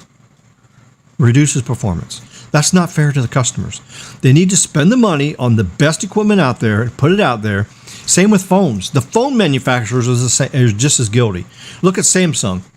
You can go right now and buy a food stamp phone from Samsung that has a category 18 modem in it, or even less. I've seen some of them food stamp phones that has a modem from 6 years ago. It has 2 carrier aggregation, and that's it. That's why the phone is $200, because it has 5-year-old modem technology in it, and then you got T-Mobile putting in 3-year-old technology up on the tower. I mean, how do you call an upgrade when you throw something up on the tower that's 4 or 5 years old ago? Or you just want to be cheap and put up the cheap garbage? That's what I have a problem with. What do you think about that, Caleb? Yeah, I mean, I agree with you. I mean, we should have had 128 by 128. Exactly, that's what I'm saying. We should have 128 by 128. Yeah, we don't have it exactly. Oh crap. Please stop making rumors. Somebody's calling Michael a troll. Oh, jeez. Be careful reading some of that shit. I do not fully understand it, but according to SMT, Elon Musk, Starlink satellite internet might be making a business agreement with T-Mobile. Oh, yeah, that's possible. All right, isn't N77, 78, N79 close to 2,000 megahertz? So why so little is auction? Correct me if I'm wrong. Well, the whole problem is, N79 is not even in the 3 gigahertz range. N79 is in the 4 gigahertz. That's in C-band. N79 is C-band. N77 and N78 are in S-band. So they're in 3 gigahertz. So, of course, the 4 gigahertz is already taken up in the USA from the satellite operators. Well, most of the world even. I'm just surprised that they're able to use N79 in some parts of the world. So what they do is they have it set up so that if any satellites come in that area, well, actually, the geostationary satellites are pointed at they're pinpointing a certain place. So that's how you can get some areas where you can use N79 because there's no satellites pointing in that area using 4 gigahertz. Hold on. So the 3258 works on 3.4 to 3.8. That's crazy, man. Yeah, but it's only a 32 by 32 though. Yeah, I'm seeing that. But 320 watt. I think they might use those in Europe as well, possibly. Well, that's true.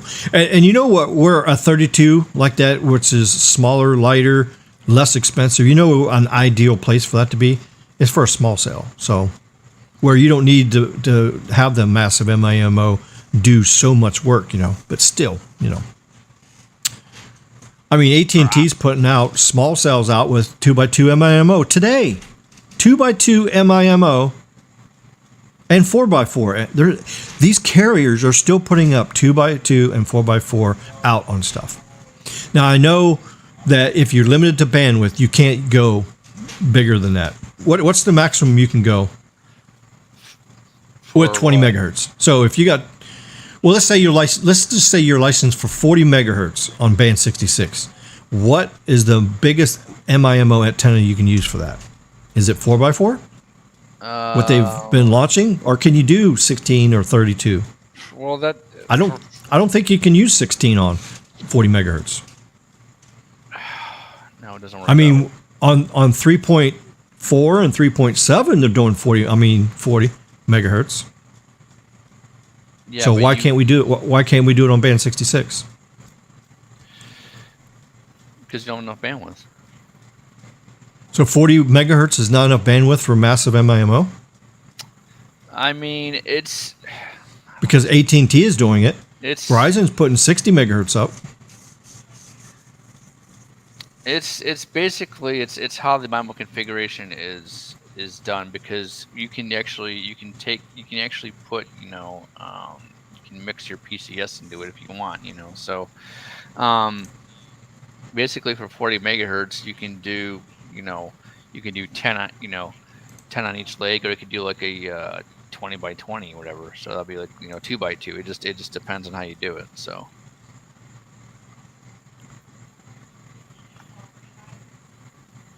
Oh? What's going on in the live chat?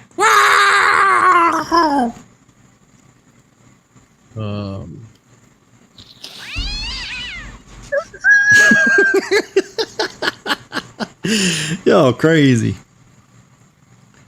Yeah, I do ask. Yeah, if you're in the live chat, make sure you're respectful to other people, and don't put out. We try not to be political on here. We try not to bully each other or anything like that. We're just here to have fun and share our thoughts and all that stuff. We don't want no kitty cats getting mad or anything. We don't need that anyway.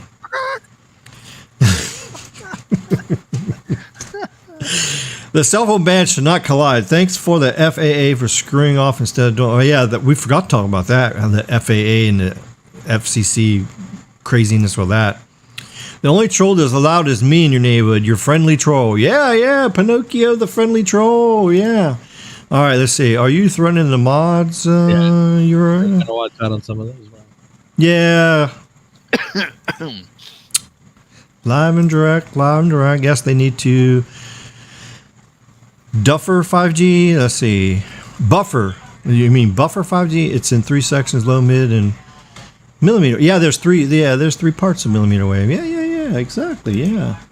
Yeah, you can see it here. Here, I got a little thing here to show you that. Let's see. Where did it go? What? Where did it go? Oh, is this it? Oh. Yeah, this kind of shows the progression of frequency bands. Yeah, check this out. Yeah, so we got 1G was 850 megahertz, which is L band. That's right, L band. Band 5. 2G was 850 and 1900. 1900 is L band. No, it's band 2. Then 3G came out. You got 850, 1900, and 1800. Well, 1800 ain't in USA, so that's not even. 1800 is other countries. And then 4G come out, and we got 850, 1900. So we got band 5, band 2. 1800 is not here. That's in another country. Lower 700 and upper 700. Well, that depends on which carrier you are. Whether it's band 12, band 14, or band 13. And then we got 2500 megahertz, which is band 41, which is in what band? C band. Yeah, band 41 C band. So there you go. There you go, FCC. Stick that up your pie hole. How you like that? Oh, I guess they didn't like that very well. All right, so then we get 5G coming out. Now you add 600. Well, 4G too. You get 600 megahertz. It's band 71, which is L band, and then you add in 3.5, 3.7. So it's band 48, band 40, or band 77. And then you get your microwave bands, 24, 28, 37, 39, 47 gigs. And what's this little asterisk here mean? I don't know what that means.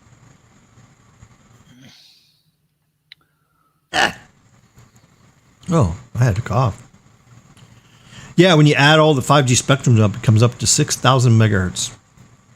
Yikes. Yeah. So there you go. Nice little tidbit.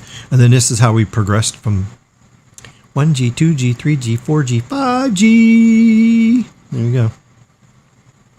Crazy. All right, so back to the comments here. Let's see where we go. All right, bozos need to stop with all the T-Mobile bashing. Bozo? I'm a bozo? What? That's what I said. I'm a bozo. Well, all right. So I'm bashing T-Mobile. Okay. Well, it's their own fault. They built the cloud network. They brag about it. They say how special it is and how good it is. And it's not a very good network. So Neville the Pebble and Mike Sievert, they are clowns because they built the clown network. So it's not really bashing. It's facts. It's factual information. So there's a difference between saying something that's not true. It's like, okay, so if I say Neville the Pebble is a woman, that's inaccurate and that's wrong. That would be bashing him. But what we're simply stating is we're talking about the network and everything. So that's all. So sorry you feel that way, but we keep it real in this show. We speak the truth. So I have said some good things about T-Mobile. So stay tuned. You'll hear me say good things about T-Mobile. Right, Caleb? Hold on. I'm doing Trolls need to leave my homie RFK alone. I'm doing some reading. Oh, you're doing research? Okay, good. All right, Joseph's laughing. Baby Yoda's laughing. At least we got some people. Oh, here. Oh, now that's a troll. Now, why you didn't get rid of the troll, you guys? Come on, Baby Yoda. No, that's crazy. Oh, you did already. Unfortunately, with going through StreamYard, it's already in the system, so I just gotta look before I click. That's all. Let's see. Oh, this is a funny troll here. That's a good one there. Yeah. Holy See, I knew the trolls would show up. I took the subscriber thing off, and the trolls showed up. I knew that was going to happen. He said, "Look, it's my twin brother. What's up, bro?" I just found out what they're going to be doing tomorrow. Oh no! Oh, look at this. So this is public information. Dude, I can't fucking believe they're gonna. Oh jeez! Dude, they're gonna be. I just got the FCC application, dude. They're gonna be using. What? They're gonna be Talking about T-Mobile? Yes, they're deploying a 2 gigahertz, which is gonna be using the 2. How are they gonna be doing? They're gonna be using the 2. They expanded the N41 a little bit. No, Is this from the auction? Go look at the links I just put in the Okay. chat. Look, All right, let's see. it's right there. They're going to use a little. The very last one you did, the spaceexplorer.com. Both of them. So what they're going to do is they're going to have like a little module that's going to connect T-Mobile's 2.5 network, I'm assuming, to an existing T-Mobile phone. That's going to use Starlink satellites to augment coverage. That's what they're fucking doing. Fuck. Just figured What? it out, man. What? Just figured it out. That's what They're they're gonna doing. what?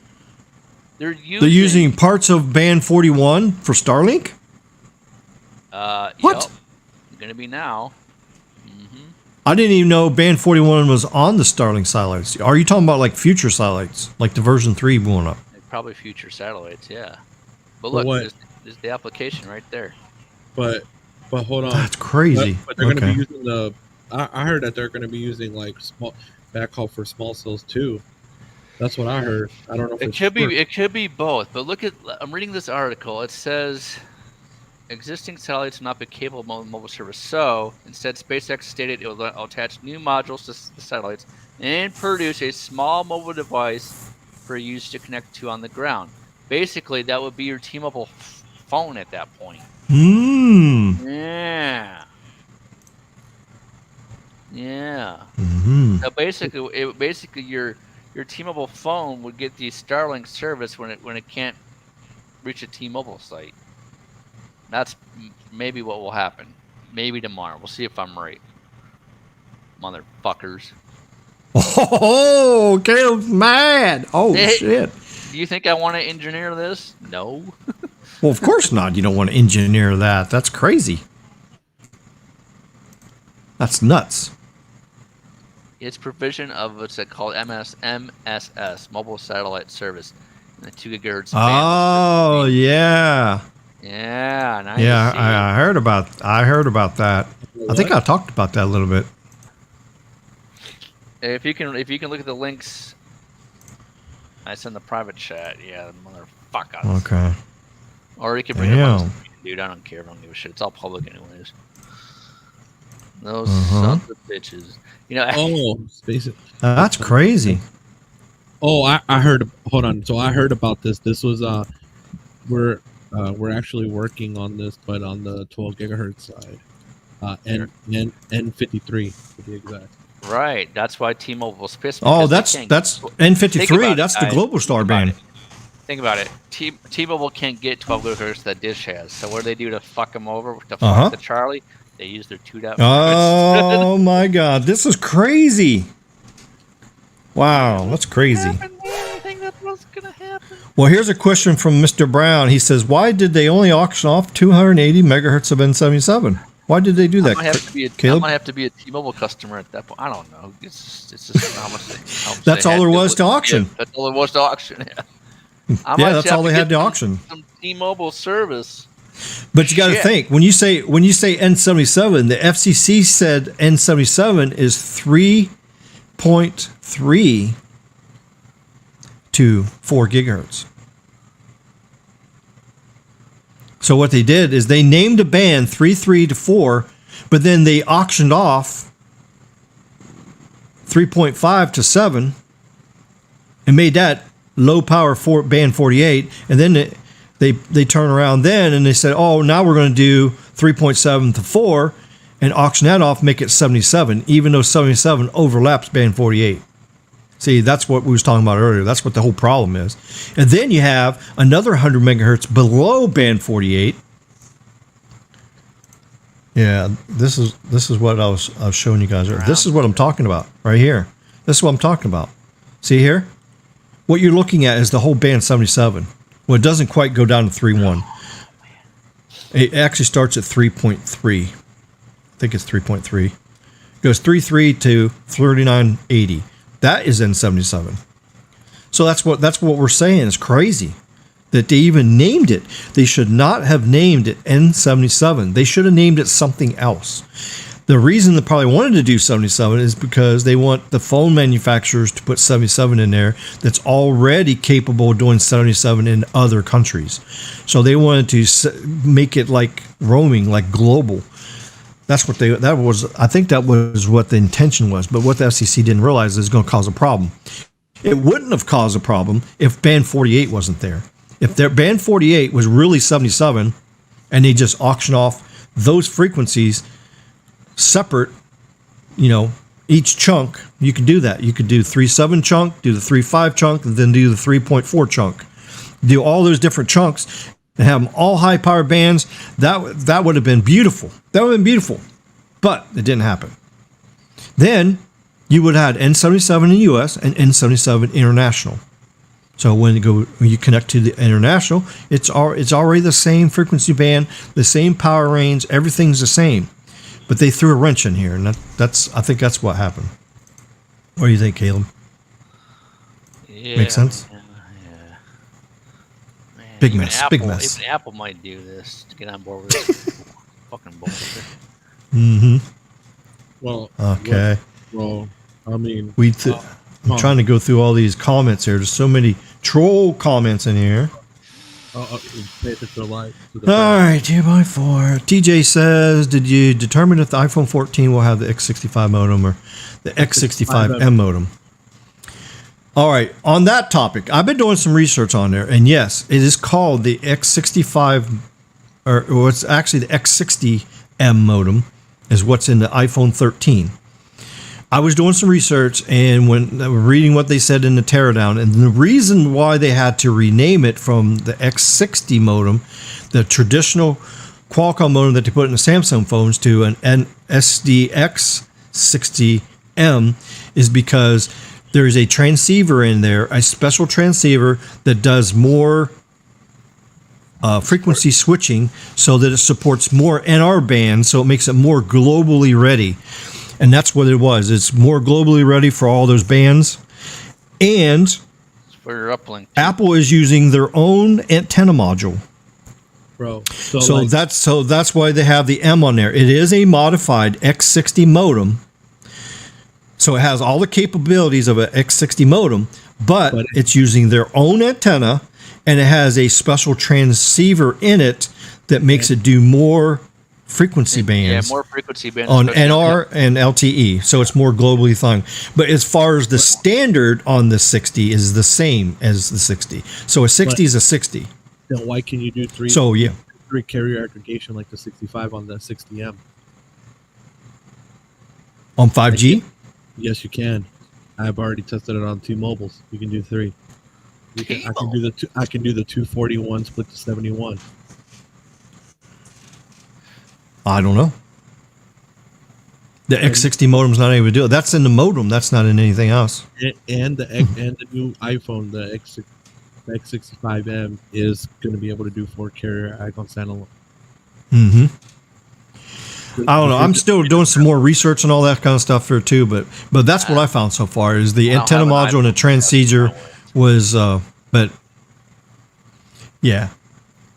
But I just can't believe the iPhone 13 can do 3 carrier NR. I just have a feeling I'm not going to be able to sleep tonight. Hey, so yeah. So see the private chat. See what I just put on there. Don't say it public. Yeah. Well, oh crap! I knew that already. Yeah. Oh crap! It's about the certain band number. Yeah. Uh-huh. Oh crap! But don't worry, all the carriers are going to go out of service once Starlink and Thongs combine. Oh crap! Dude, that's crazy. All right, hold on. You guys talk about some spicy hotcakes real quick. I got one of my employees calling me. Must have a problem at his work site. So you and Carlos talk about Neville to Pebble, and I'll be right back. Oh shit! Well, I don't know, man. No, but bro, like with the iPhone 14 is it's gonna be pretty interesting, bro. I'm telling you that right now. Yeah, I mean, I don't know. I every time I want to put faith in the iPhone, they disable some feature that drives me nuts. So, well, the N53 is. I heard that the N53 is going to be available in that model, and it's going to say SOS on there when you're on N53. Yeah, definitely. That's what I heard. I don't know how true it is, but that's the rumors I'm hearing. Let's see. But bro, this whole standard, bro, is so messed up right now with the 5G, bro. It's Oh yeah, here we go. Yeah, so your X65 is going to support your N50 feet. This is right here, right there, plain as day. It's the X65M. Yeah, 65. Yes. Yeah, it's right here. It's. Or remember, you got to add the M for the iPhone. Yeah, let me. God damn, they're really gonna fucking do it too. Hold on. Oh, I'm looking at something else. No, dude. The fucking hold on. Let me just. The iPhone 14 is actually going to work on also satellite features for the iPhone 14. They're going to be kind of working on it. It's going to be available, but let me look at it. This makes sense, dude. This makes sense for the stupid thing they're going to be. This all makes sense. Will feature low Earth orbit connectivity. Basically, okay. Leo, yeah, the Leo, bro. Yeah, Globalstar 53. Hold on. I'm gonna put some in the private chat. Fuck me, man. Should I get an iPhone now? I told you. Android will eventually put it in there. Probably next year's model of. This is what's happening. I can't believe they're fucking doing it. This is the announcement tomorrow, bro. They're gonna have iPhone 14 with N-Form 53 with fucking Starlink, fucking T-Mobile, and they're gonna do it with Starlink, while Dish does it on their own. Man, did you see what I put on the chat? Oh yeah, nice. Mm-hmm. We got them already in 12 locations. Well, this makes sense. This makes sense of why we're using Starlink for backhaul for the small cells a little bit here and there a couple weeks ago. Oh. Also, that is true. What I heard. Yeah, but I didn't know, bro, because my other person told me. I was gonna ask you. Yes, it's true. Yes, it is true. Oh shit! So my other dude is good. Yeah, wow. but here's their thing. Like, yeah, because I was in the meeting, but like Starlink, they need to put a shit ton of more satellites up there if they're gonna do what they're gonna do for iPhones and T-Mobile. They gotta put way more than just 53 satellites at a time up there, man. They gotta put maybe 100, 500. I'm gonna tell you this right now, bro. So I got Starlink, right? Yeah. So the capacity has dropped so much. Oh, I know. That I said, screw paying the bill. I'm done. No, I believe you. Yeah, it's just this is what they're gonna do, and especially in the fucking iPhone 14. Apparently, this is what it's gonna be. They need to put way more satellites in space, in low Earth orbit. Like this is just nuts. Well, what does Mitch McConnell say? Hello, this is Mitch McConnell from the Senate saying you should prevent forest fires and satellites. No, it's just like they need to fucking this is great. I'm all for this. I always if you guys look up a company right now called Omnispace. Omnispace is doing this actually right now. Omnispace is actually going to provide 3GPP partnerships. They're going to put a shit ton of LEO satellites in there and actually have mobile phones work with it as well. A company called Omnispace, which is nice. Well, the reason why they're trying to do this is so this kind of puts a end to the digital divide gap. Yes, and it gives time for the cell phone providers to build native coverage in those areas. So that's all it is. It's a Band-Aid basically.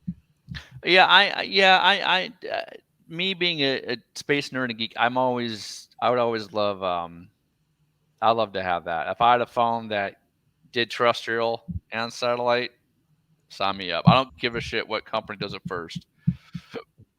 Well, welcome to Dish Wireless. Right. I know, right? I'm dead serious too. So yes, baby, yes.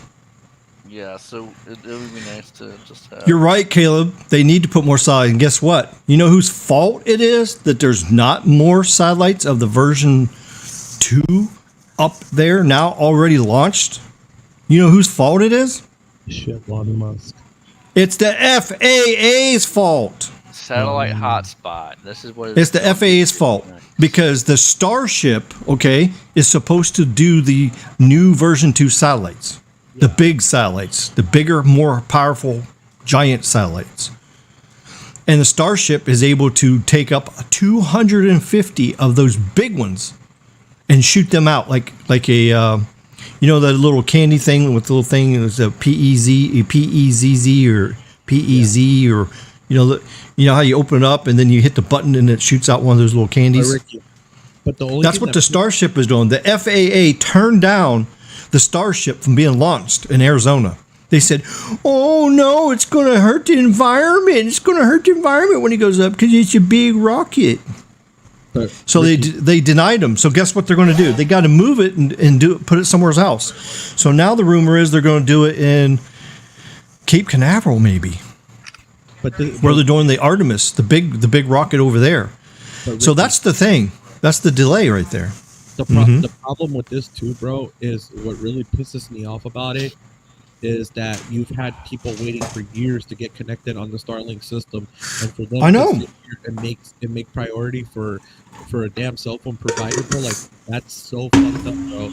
Because a lot of these people, it's about the money, man. But these people have paid years. Right? What are you talking about, Ricky? You got like Chase that put a deposit a year and a half ago, and he still hasn't received this shit.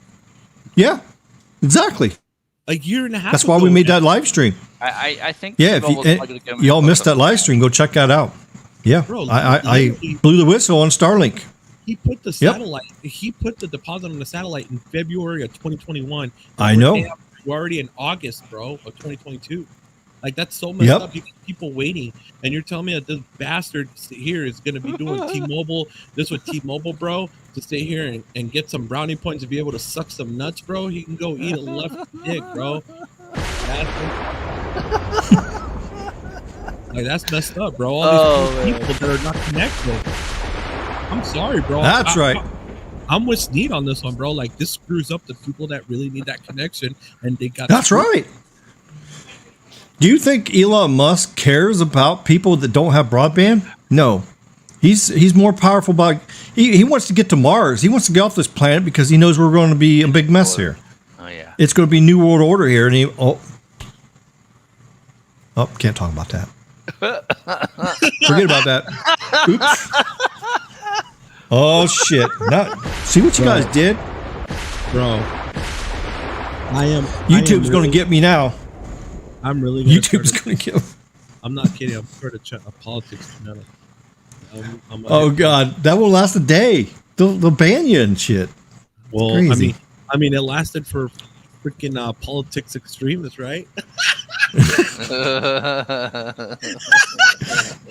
You would have to do it on another platform. You'd have to do it on another platform. You wouldn't be able to do it on YouTube. No way. That's crazy. I mean, this kind of aligns with the 3GPP standard, right, for satellite. Right? So there you go. What the hell is that? It looks look at that picture. It looks like someone that was doing some fentanyl and got spanked by his mom for being a bad boy. That looks like Pinocchio on a bad night, making $500.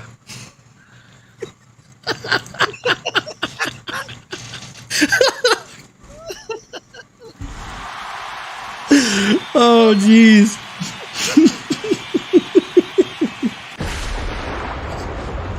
I like that lightning sound. That's pretty damn cool.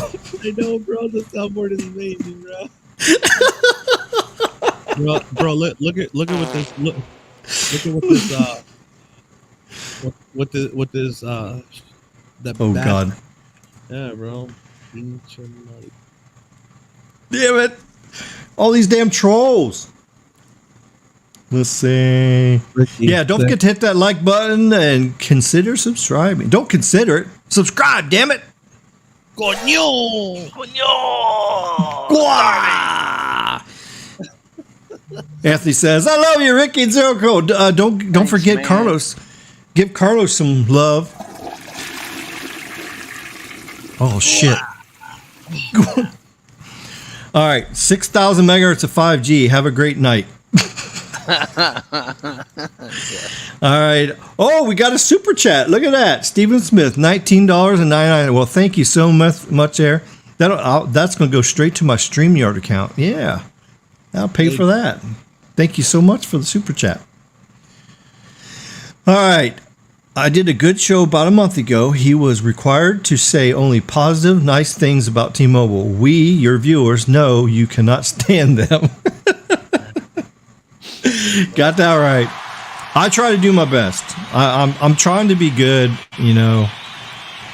So if I slip up and I say a factual thing about T-Mobile and bash them, I am so sorry. But you know what? If T-Mobile doesn't want to be bashed or talked about or anything, maybe they should spend more money on fixing their network versus marketing their deception and lies. And that's all I got to say about that. I got to get a sound for Forrest Gump. My Jenny. Yes, I got to do that. I bet you I can download. I'll have to do that. Next week, I guarantee I'll have a sound for Forrest Gump next week. Well, I can do it just as well. That's all I got to say about that.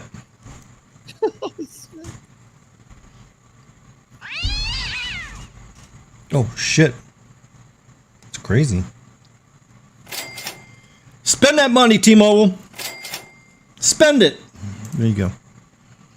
Here's a huge 5G fail for you. Samsung Z Flip 4 removes the second millimeter wave antenna. The Z Flip 3 had 2 millimeter wave antennas, but the Z Flip 4 loses one on the back of the phone. It did get the X65. Oh my God. I didn't even know that. Well, thanks for letting us know that there, Michael. Thank you so much.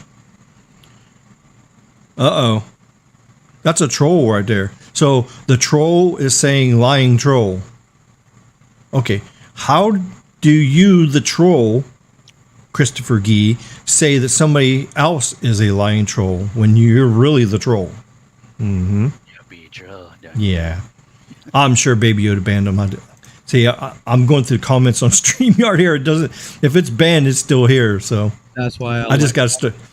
That's why I really need to start reading them before I click them. So. Oh, what I'm saying, that's why I like Restream, because Restream will tell you that they were banned by the mod. Okay, yeah. See, StreamYard needs to step up the game here, and they need to improve that. There's actually this new one I'm going to test out called Melon. Oh yeah, you told me about that. Okay, yeah. Streamlabs, so. Yeah, we'll see how that goes. Yeah. And then we say, okay, so let's not forget everything the FCC did for us from 16 to 2020 was a total failure as they were controlled and corrupted by number 45.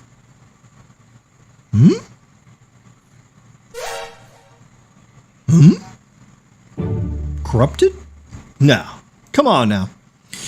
I agree with the FAA on that issue. Launching rockets creates flames which could start fires. No, they can't start fires. The southwestern United States is hot, dry, low on water, and is the wrong region to launch rockets. Yeah, but you got to understand, those rocket pads are the whole area. I mean, you got hundreds of acres that's cleared. There's no brush. It's just rocks. Actually, I think it's one of the best places to launch this very new starship that could blow up or crash or fall back down to the ground. Yeah. That's the place to do it at, not over Cape Canaveral where it can go over like 50 miles over and then fall down I-95. Right? Tell me I'm wrong, guys. No. Oh, Gene, hello. Welcome to the show. Thanks for the $3.99 super sticker. Oh, sticker. Well, let's see what the sticker is. All right, I have to go into the YouTube comments to see the sticker. Oh, it's a cup of coffee. Yeah. Oh, a cup of coffee. Cheers. I say cheers. I should be drinking this coffee in Carlos's mug, actually. I forgot to get Carlos. Yeah, I did buy your merch here, Carlos. Yeah. Oh, let's end this poll. There's 58 volts in here. Let's end it right now. All right, there. I just ended the poll. Let's see what it says. Okay, when you see the 5G icon, what do you think? Real, 51%. Really? So 51% of you think it's real? The 5G icon is real? Really? I am really shocked by that.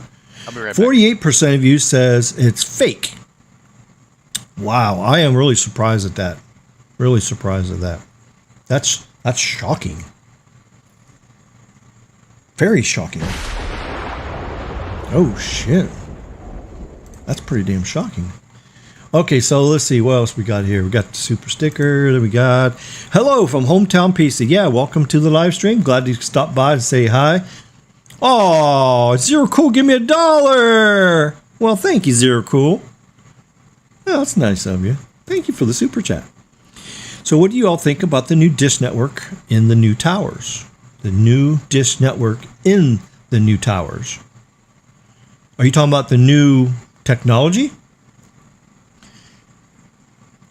I'm not sure what you mean by it. So what do y'all think about the new Dish Network in the towers? Take the troll out of the room. Yeah, for sure. Well, I'm not sure what you mean by that. You're talking about the towers on Dish Network. What do we think of how they're doing it? Well, one thing about it is they're being forced to use old technology, the LTE technology, put the 5G icon on there, use the NR software on there, use standalone software core, but they're forced to use non-5G antennas and radios because they're not massive MIMO, which is supposed to be. But considering using LTE equipment and the bandwidth, which is narrow, the performance on Dish, from what Carlos has showed us, has actually been very, very good. It's been pretty good. So that just shows you that if you build the network right, it can perform pretty good. Will it perform exactly like 5G is supposed to? No. But Dish Network has created a network in a shorter time than T-Mobile has. T-Mobile's been building their shit for 10 years. And they still haven't reached what Dish is doing right now. So that just gives you an example right there. How a carrier can come in. Now you got to understand, Dish is only in 125 markets. It's not in the whole USA. It's a regional carrier right now, using AT&T to roam on until they get everything built up. But it's amazing what they have done so far.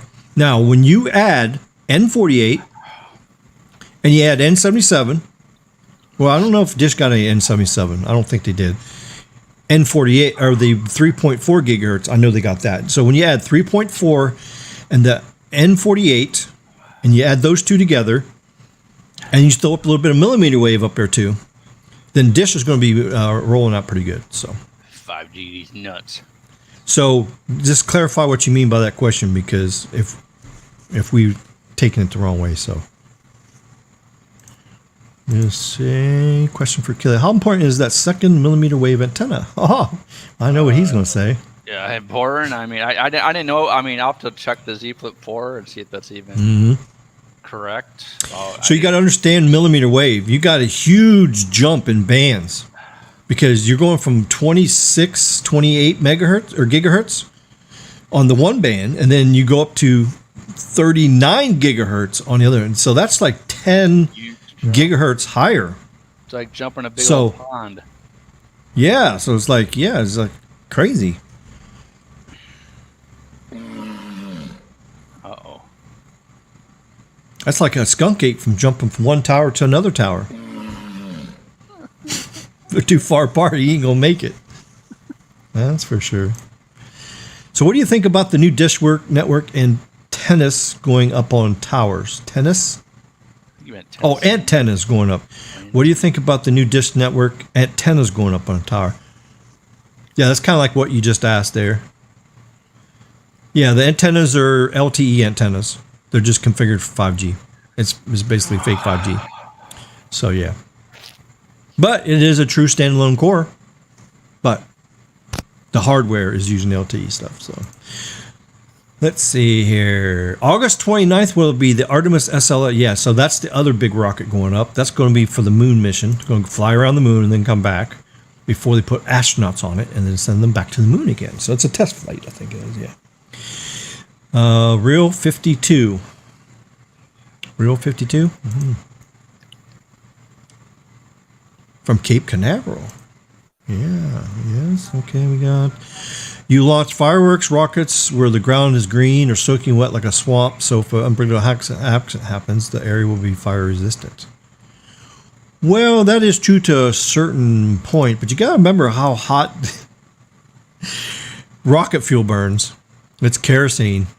It's kerosene and liquid oxygen mixed together. So it's what's the rocket fuel actually called? It's called what's it called? Is it liquid nitrogen or some shit? No, it's kerosene. It's RP1. Yeah, it's RP1. It's actually kerosene and liquid oxygen. That's what it uses in the SpaceX. Yeah, it's RP1 rocket fuel. So it's kerosene because they don't use hydrogen. They used back in the old days. They used to actually use a solid rocket propellant, like I forget what it's called, but that stuff was a little bit more dangerous. But yeah, it's kerosene. But yeah, if it comes back to Earth and crashes on Earth, it's going to be a huge fireball because all that RP1 fuel. So yeah, that's liquid oxygen and kerosene or liquid hydrogen. Interesting. Mm-hmm. There you go. There you go. Let's see. Okay, we got southwestern United States is not fire resistant. No, it's well, not. I mean, when you got dirt and rocks, I mean, I don't think you'd get any more fire resistant than that. I mean, it's, I mean, sure, you got some cactuses up there. So what if a cactus goes up in flames? I mean, is that going to hurt anything? I mean, it might hurt the woodpeckers that's living inside it or whatever. But do they have woodpeckers in there? Desert? I don't know. I'm just guessing. I don't know. Hell, I don't know. I know they got wolves out there. Oh, shit. All right, so what do we got here? Sneed had a video he just did on the Dish Network site where he's seeing the antennas going up. It's not operational. Oh, I must have missed that one. That must be the 3.4 gigahertz because they are going to be putting N77 or no, the 3.4 gigahertz and the N48. They're going to put two antennas up next to the one big panel they got up there now, and those will be for the new 5G midband or whatever. Let's see.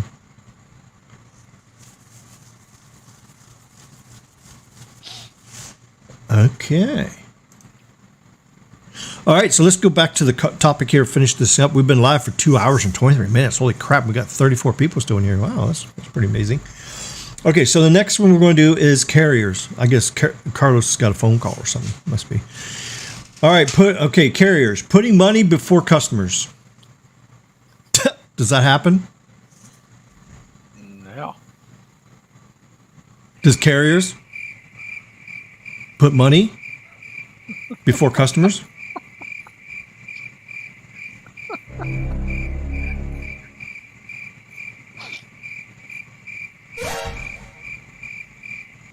We already know the answer to that. No, the carriers are more interested in making money, making profit, than to serving you as a customer. That is 100% fact. Now, some carriers actually, they want to take your money and they want to give you a great network and great service too. They don't want to rip you off. There's some carriers out there, they take your money and run and give you a crappy network and say, there you go. Enjoy your 4G. Enjoy your fake 5G. Do I really have to name the carriers? Caleb? No, you don't. Everybody already knows. Okay, so yeah. You throw more money at Verizon, but you're going to get what you pay for. What? Or T-Mobile, you're going to throw your money at them. Your little, how you say it in Spanish? Little bit of money? Dinero, whatever they are. Your little bit of money you get from T-Mobile, and they're going to give you a little bit of network. But I guarantee you, all these carriers are putting money first before the customers. So if the carriers are not making money, they're not going to do it. Why would they want to? Think about that. Exactly. It's called return on investment. So we're going to spend this much money on this service. We're going to give it to the customer, and then we're going to get this income back we charge, and then when we deduct our overhead and shit, and then we got profit left over. Yep. And that is how a business practice is. So the carriers, when we're talking about 5Gs, that's why they're part of this failure process, because some of these carriers have failed us big time on 5G. Look at number B, deception and lies. Do we have to say who that is? Let's skip that one. Come on, EM Tech. Why ain't you in here with us? I sent you the link. Stop. What did he say? Stop the what? What is that? Stop the hat? What is that little symbol there? What is that? It looks like a hat. Stop the hat? I don't know. Oh, what is this? Every telco takes your money, right? Yeah, exactly. That's right.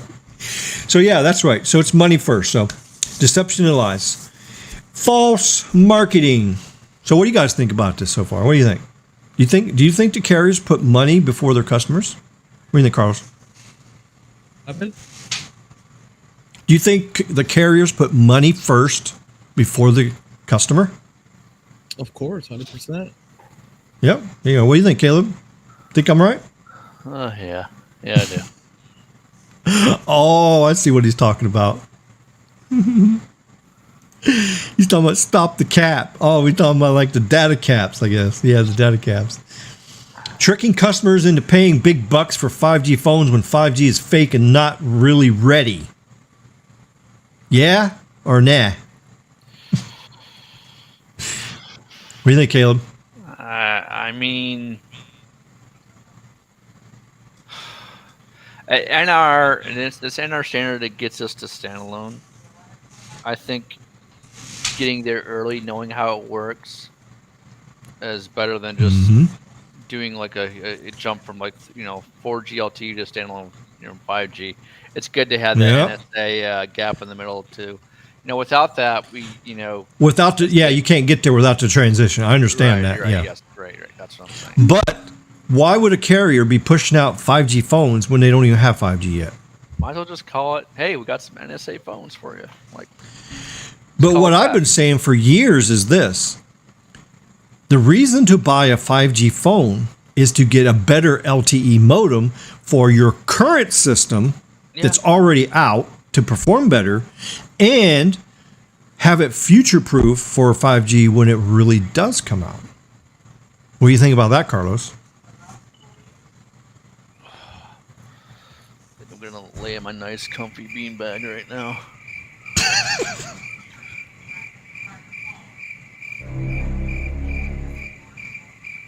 I think Carlos got a phone call. What do you think? What happened? We asked you a question. You didn't. Oh, I thought you was on the phone or something.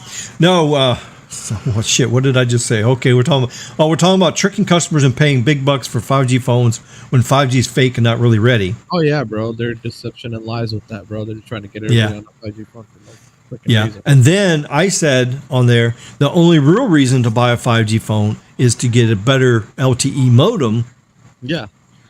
So that you can use the current network that's already out there and get better performance. And then when we really do get 5G, then you can take advantage of that because that 5G phone is future-proof. Yeah, so it's basically so you can use your 5G plus really good. Yeah, your plus. Yep, exactly. But here's the problem. When 5G first come out, what did they do? They put out a 5G phone that wasn't future-proof. Nope. Remember the first 5Gs that came out? Yeah, the 5G phones? Yeah. X50 modem? X55 modem is not future-proof. The X55 modem you should not buy in a new phone right now. But you know what? They're selling them things like hotcakes and pancakes. They are. They're selling MediaTeks too, bro. They got you. Yeah. Friends don't let friends MediaTek. So, that's it for 5G. Anything else you want to say on that, Caleb? 5G phones? What was about the media? Deception lies? The new Edge. The new Edge. The Edge. Yeah. What about not enough CapEx and spending money on the new standards? Do you think carriers are at fault for that? I don't necessarily. I think they could spend more money. I don't necessarily think it's a fault that they don't. I think they just spend more of it. That makes sense. Okay. As long as they don't spend anything, they just need to spend more of what they. Well, I have an example for that, okay? And that's Verizon and AT&T. They spent huge amounts of money to put DSS on Band 5, which is fake 5G. Complete waste of time. They should have took that money and invest in massive MIMO antennas, put it up for N77. Yeah. That's what I'm talking about. Okay, how about not deploying radios and panels right? Is that part of the problem with 5G? I think it's, to be honest, I think it's less of a problem. Less of a problem? I'll explain why. Because, with your 4G LTE, you have a radio, then you have an antenna, right? With the 5G, with the massive MIMO antennas, it's all integrated into one. So the chances of screwing up like an azimuth or a tilt or mechanical tilt or what have you are less. Oh, okay. What do you think, Carlos? Oh, you know what? I don't have no rooster sounds on my soundboard. I need to do that. I got you, bro. You got me. Oh shit! You just made Kitty mad. Damn. What? Oh, what? Is that speed test Kitty? Yeah, bro, he's chilling. Your body. Oh god. Oh god. Yeah.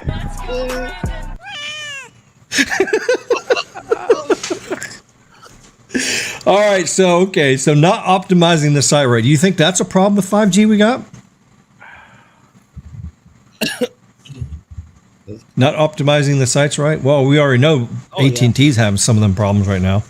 I mean, look at my trip I went to Miami back. The 5G Plus was horrible.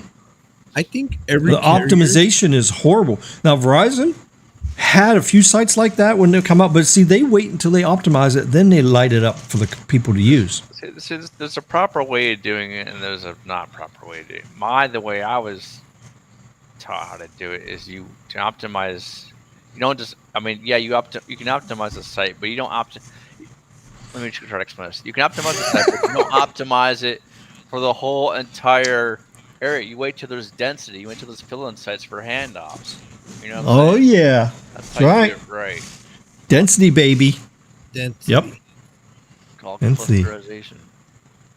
All right, well, here, what about this problem? Not putting enough backhaul to match the output of a site. So you upgrade a site, okay, so that it has huge amounts of bandwidth that the antennas and radios and everything can put out. But they don't have enough backhaul. So you just shot yourself in the foot. What do you think of that? I think I'm gonna go socialist dentist on it, and I think. Oh no! And I think Oh no! I think AT&T should just provide all the backhaul and just cancel everybody else out. I can't tell you how many times I have to, Oh crap! Shoddy fiber, small company fiber providers that provide backhaul to cell sites, So that's a real problem. Backhaul is a real problem in this country, huh? Yeah, it is.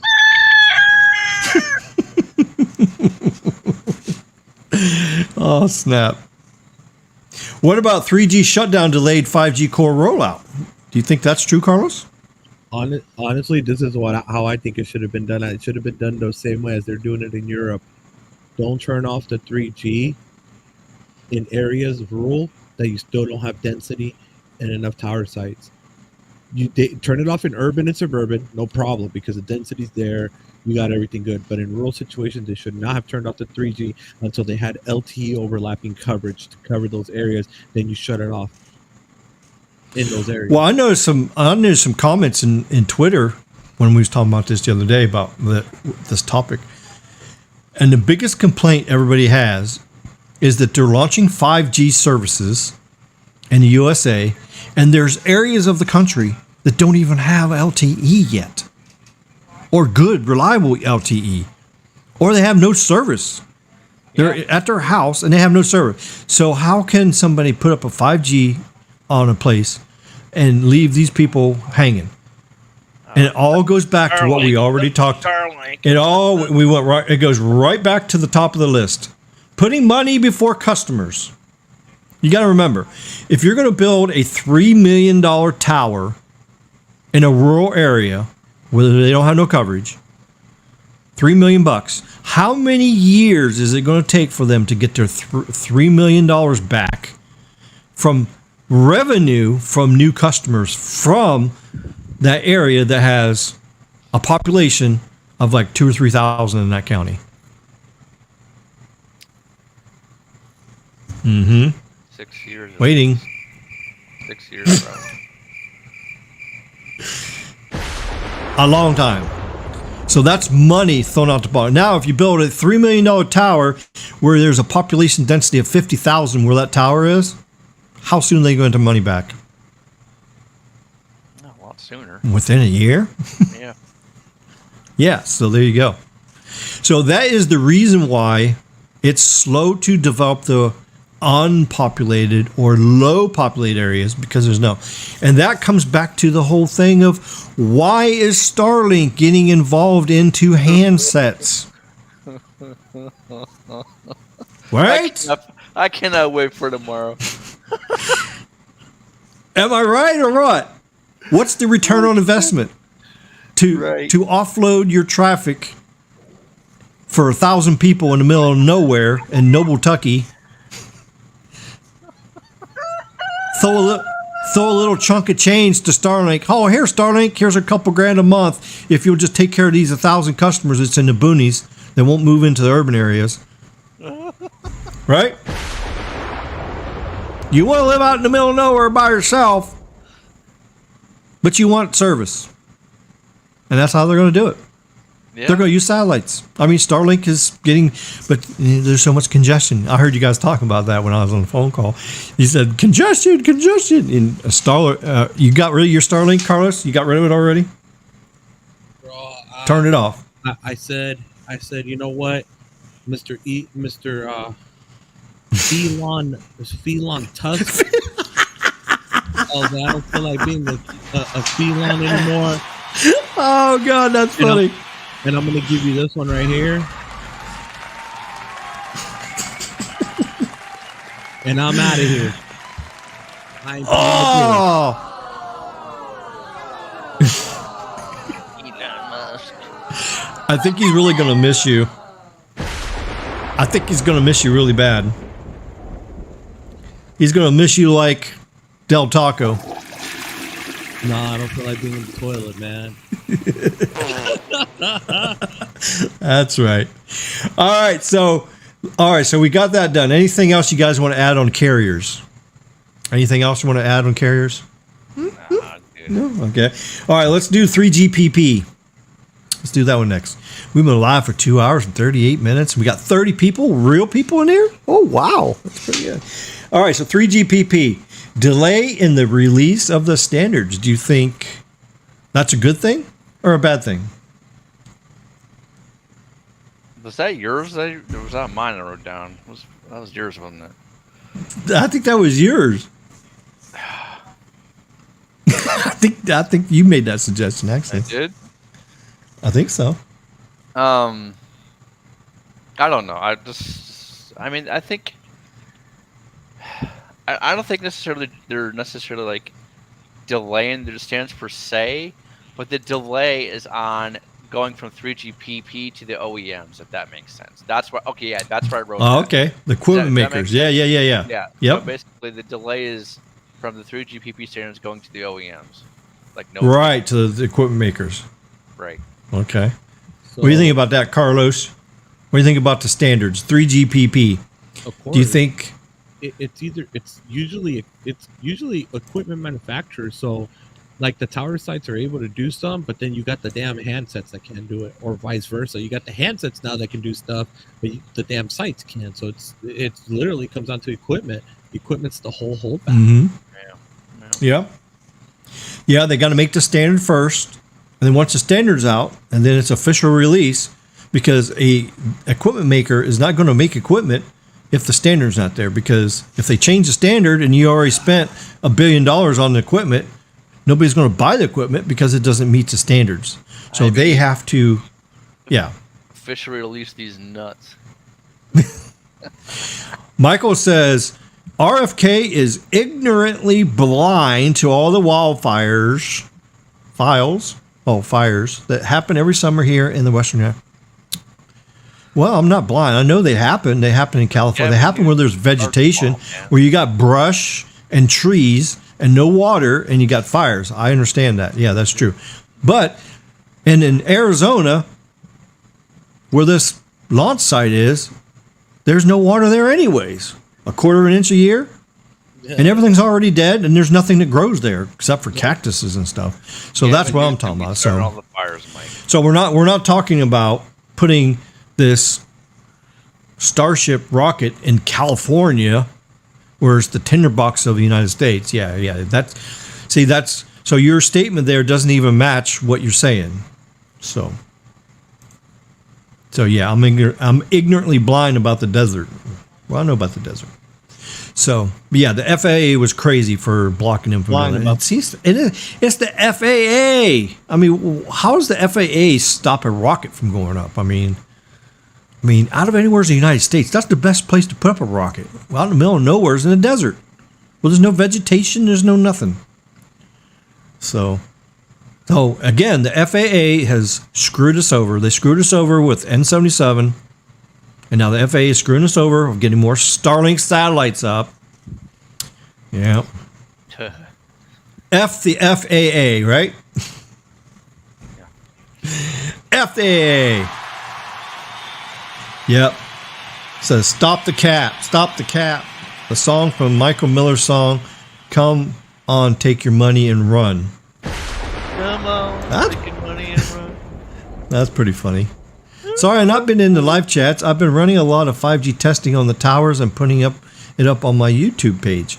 Oh, you got a YouTube? Okay. Well, everybody check out his YouTube page and his speed testing there. So, yeah, there you go. No, it goes back to return on investment, ROI. That's right. You got that right. If we are shutting down 3G networks, we need to completely build out LTE before thinking about building 5G networks. Well, that's true, but you got to remember this. It's all about the money. Bro. It's about the money. I'll be right back. All right. Okay. I ate some because I was in a rush because all this is going on, so I ended up eating some shitty bell, and I had what? Yeah, I had the Dorito tacos, and it's about to run through me, bro. It's about to Yeah. Oh, damn. All right. Have fun. Stink to play stuff. Yeah, it's about the money, Michael. It's about the money. It's about return on investment, just like you said. So it's not practical for them to completely build out the LTE network before the 5G, because the 5G is where the money is. 5G is being built out in the most populated areas where there's the most capacity, the most market share, the most users per tower. So that is where they go. Everybody's complaining. Oh, my Verizon's slow. My Verizon's slow. They're sitting here with 30 megahertz of spectrum, right? And you got 2,000 people on the damn tower, and it's slow. So the 5G is going to go there. The new technology, the new capacity is going to go to those towers so that they can get their speed and stuff. You don't really need to put 5G out in the rural areas because there's only 1,000 people in there using a tower, or even 500. The market share is much, much less. So that is why they haven't even built out LTE completely. But I do agree that they should at least get LTE on every single tower out there. But we got to remember, it's about return on investment. It's about making money, making profit. It's about all that kind of stuff. So what do you think, Caleb? You think I'm right? Yeah, I mean, basically, for tower placement, that's what we look at is ROI. You need to figure out how many. Yep. You do like a population studies, right? That's pretty much what you do. You do your capacity planning on that. You say, oh, how many people can use this tower, and give the carrier. That's right. Yeah, we have statistics. The carriers got statistics. They data mine all this for each tower site. It tells you how much data is being used per site, per sector, per everything. So if one sector is getting bogged down, what do? Yeah, it's even down to the cell level. Yeah. If one sector is being bogged down, what do? They build another site in the same direction as that sector to help offload the traffic, right? And that's one solution. So there's your reason to put up a $3 million tower. And sometimes you can get away with just putting it on top of a water tower. An existing structure is like easy to do. The only reason to use an actual cell phone tower is if there's nothing there. But guess what? We have power grid, we got power lines, we got water towers. Every county has water towers because they have water. All you got to do is strike a deal with them. Put your equipment up on there. You got 3-4 story buildings. Put your equipment up on there, rooftops. So that's why in some suburban areas and small towns, you can get away with adding your service to that area for a minimal cost. So the cheaper it is to deploy your service, the better off.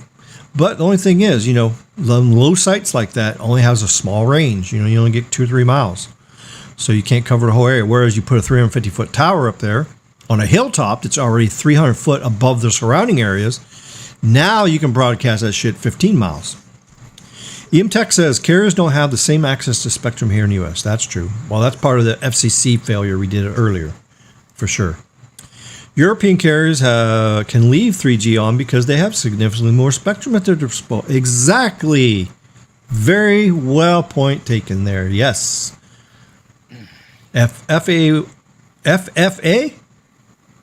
Future Farmers of America, wants to launch rockets in the desert. Do it at Area 51 so if any wildfires are caused by the firefighting will be the U.S. military's problem. Well, if you launch a rocket in the desert, it's not going to make a fire. That's what we were trying to say earlier. So you don't have to be in Area 51. Well, what's the difference between Area 51 and the test site that they had for Starship in Arizona? What's the difference between Nevada and Arizona? There is no difference. They both got rocks, dirt, cactuses. Got the same stuff there. All right, so let's finish this up. We have almost 3 hours for the live stream, so we can finish this thing up here. Well, Carlos is dropping off FJB at the pool. All right, so okay, putting some standards too soon before able to become real. Wow, what do you think? Do you think that's a problem, Caleb? 3GPP making certain standards that are not even 10 years away from actually being able for the vendors to make the shit. What do you think? I mean, not really. I mean, it's the only way you could dream, right? So I think it's good for them to do that personally. But again, it just goes back to the equipment. If you design something, you got to build it. It's like the Field of Dreams movie. Oh yeah. Okay. That's the way I look at it. Making lab claims instead of real world results. You think that's a huge problem with 5G? They're saying, "Oh, we can get 10 gigabit speeds on our new 5G technology."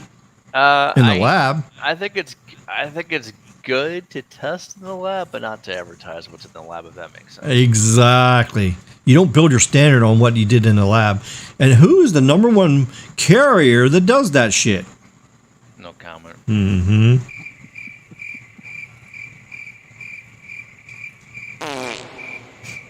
Yeah, we all know who that is. Oh, shit. Yep. I don't even want to say it because they're going to be mad at me. They're going to bash me in the comments. Say, "Oh, you're bashing T-Mobile. You're bashing T-Mobile." No, well, actually, we're stating factual information. Is this factual information, Caleb?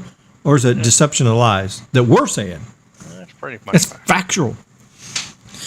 And if anybody on planet Zorb, Earth, knows that for a fact, it would be our buddy Zero Cool right here, right? I try to get nothing but the facts. That's right. Because guess what? He's involved. They ain't going to say no more about that yet. That's right. All right. Okay, so now we're going to move on to equipment makers. Of course, we got software makers too. Equipment makers. Okay, so what's the problem with 5G with equipment makers? What's the problem with them? OEMs not testing MIMO radios leading to failures. That's one problem. And Nokia is one that did that. So you get 3GPP standards. Say, okay, this is what we're going to do. This is the standard. All right, now make the shit. So then Nokia makes the shit, and then they don't test it properly. They sell it, and the carriers throw it up on their towers only for it to be a network engineer nightmare. Right, Caleb? Oh, yeah. Yeah, tell us about that. Has too much to tell. Too much to tell. Oh, okay. All right. Well, it's a nightmare. That's all you need to know about that, right? Mm-hmm. All right. So, is there any other equipment makers' problems with 5G? Are they anything else that they're at fault for making fake 5G or 5G not good enough? I mean, it really can't be their fault because recently, like the supply issues, there's been. Oh, okay, supply issues, yeah. But still, it's not actually them that is fault. It's actually the chip maker's fault, right? Oh, yeah. Yeah, so the chip maker people are causing these guys to not be able to crank out the product that the carriers need. So it's really not their fault if they can't get the chipsets to put in their shit to make. So that's true.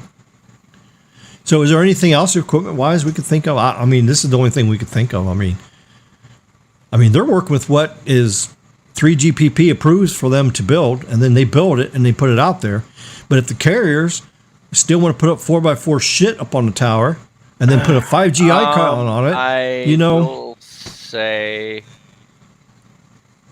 that it needs to be more future-proofed. For example, don't make a 64x64 MIMO radio when you're going to have 128 and 256 down the pipe. You know what I mean? Make it more open RAN. Like, make it more... Oh, yeah, that's true. Open RAN, yeah, that's going to be a good thing, yeah. Because the one thing is the antenna should be able to use any radio you throw at it. Yeah, make it scalable. Kind of. I mean, you can't use a 128 antenna, a radio on a 64 antenna. That's not... You can't do that, of course. Oh my God! Make it scalable so you can do either 64x64 or 128x128 if needed. You know, what should do. You forgot to flush. Carlos, are you okay? Bro. Are you okay, man? Are you all right? Do you weigh 3 pounds less? Bro, all I'm gonna say is, learning the truth shows it all.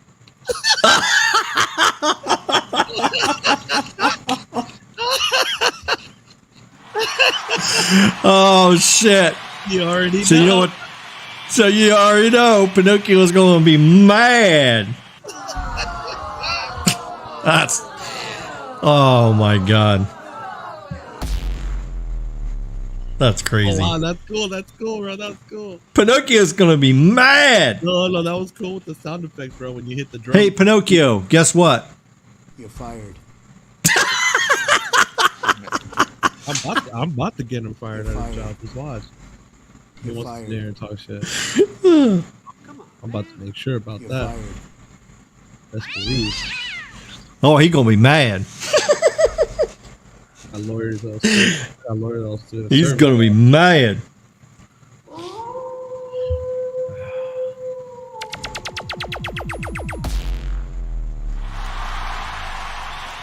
There we go. What's that smell? Carlos, we can smell you on the live stream. Damn. You better go again. All right, what do you think about the equipment makers there, Carlos? OEMs not testing their MIMO radios leading to failures like Nokia. Do you think they're a part of the 5G problem? Oh, bro, they've been part of the problem. What are you talking about? They still are part of the problem. Can't even get the phone number with the damn IMS or property over. Oh shit! Bro, like, don't get me started with Nokia, bro. Oh shit!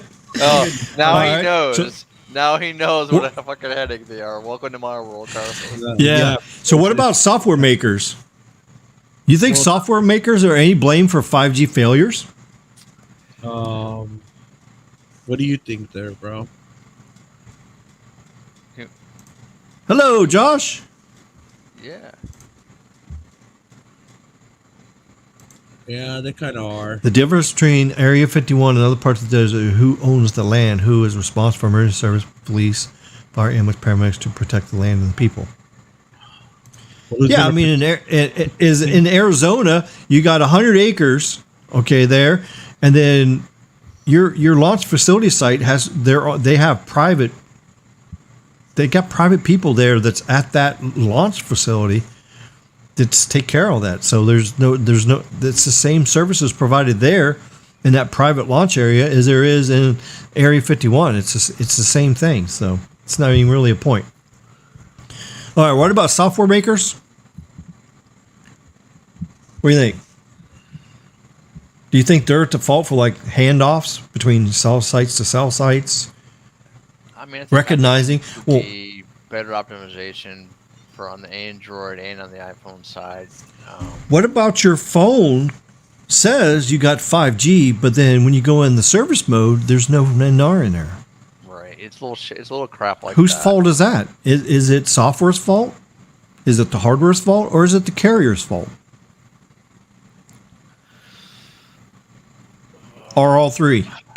Yeah, all three. Yeah, all three. Let's just put them all in together.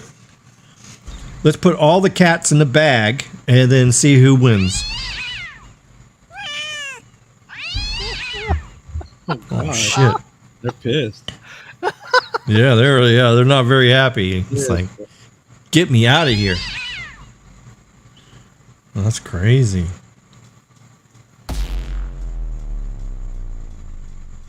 All right, so that's it. I mean, is there any other 5G failures that we can think of? I mean, just to recap here, is there anything you want to add about the FCC or the carriers or 3GPP or equipment makers or software makers? So everybody in the live stream, there's 33 of you in here.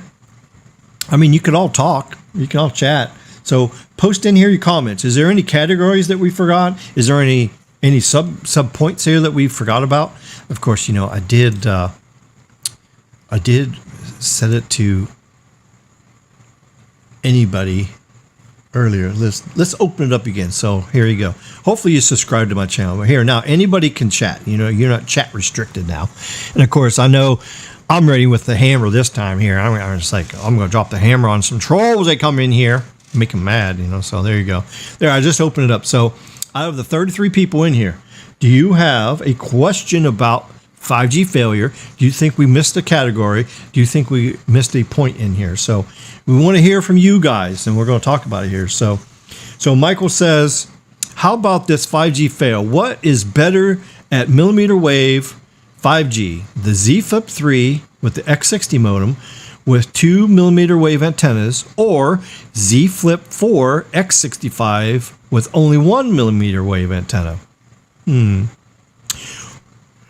Well, it just depends on where you're using your phone at. If you're using your phone where you need either 28 gig, which antenna does it have? Does it have the 28 gigahertz or does it have the 39?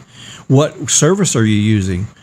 If you're on Verizon and your market area has 39 and that's the antenna you have, then I guess you're good to go, right? I mean, there's not really much difference between the X60 and the X65 modem. There's not too much difference, other than X65 has 3 carrier NR. But when you're talking millimeter wave, it's got 8 carrier aggregation up to 800 megahertz of bandwidth. The X60 and the X65 will do that. Now the X70, when it comes out, ooh boy, that thing can do a whole gig of megahertz of millimeter wave. It's gonna be crazy. What do you think, Caleb? Yeah, I mean, I don't have the Z4 Flip, so I can't really comment. Yeah, I don't know much about it either.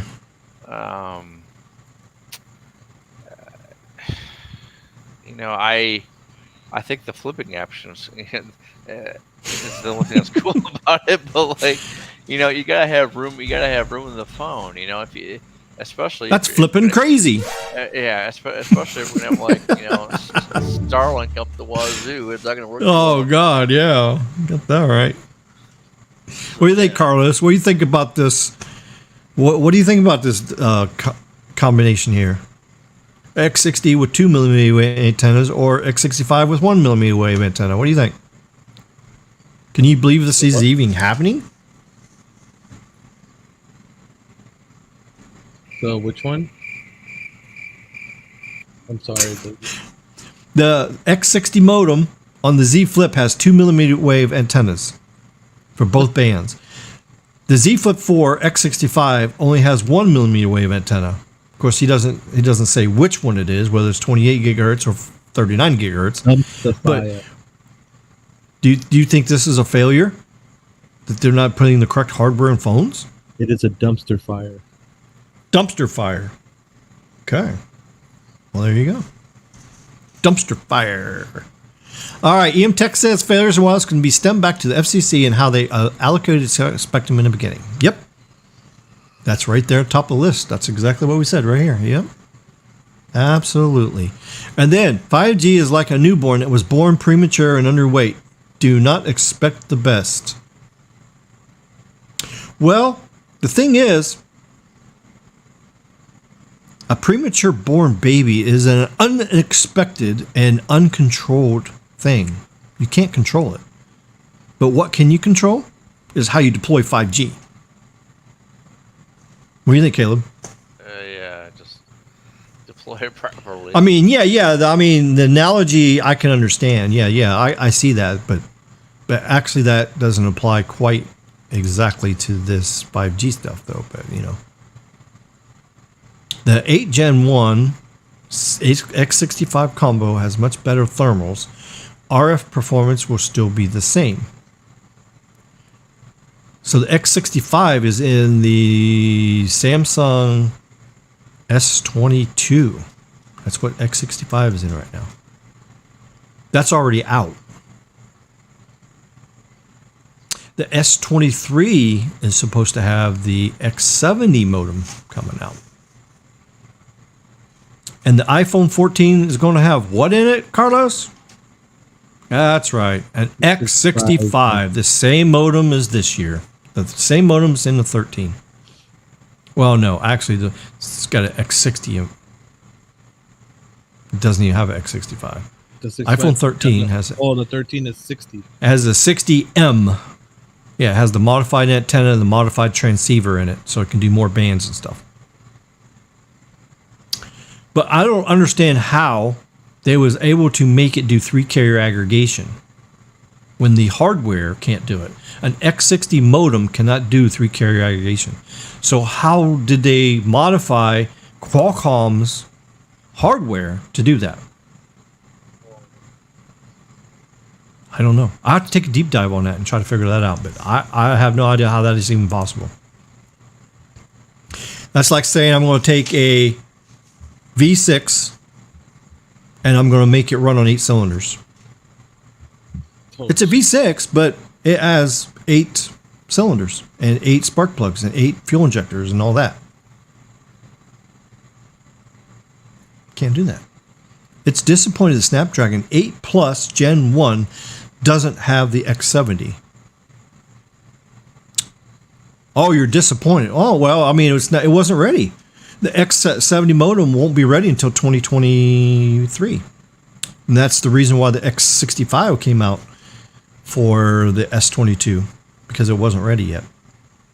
But what I think is crazy is that when we have modems out here that's ready to go, but yet Apple chooses not to put the most latest and current modem in their stuff. But you all know what Apple's doing next year, right?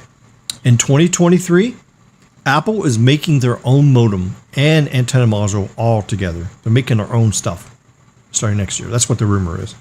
Now, whether they actually do it or not, I don't know. But there's rumors that that's what's going to happen. Do you think they'll do it, Carlos? Who? Apple's going to make their own modem and their own antenna. They're already making their own antenna module. Yeah. Yep, that's correct. The X70 isn't even in production yet. It's too early.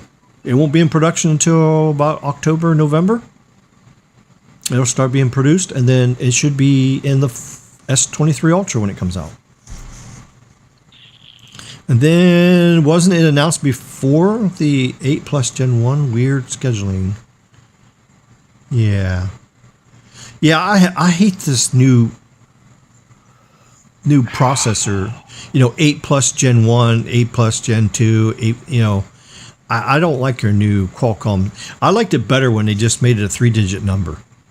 The 865, then 870. I liked it when they did that.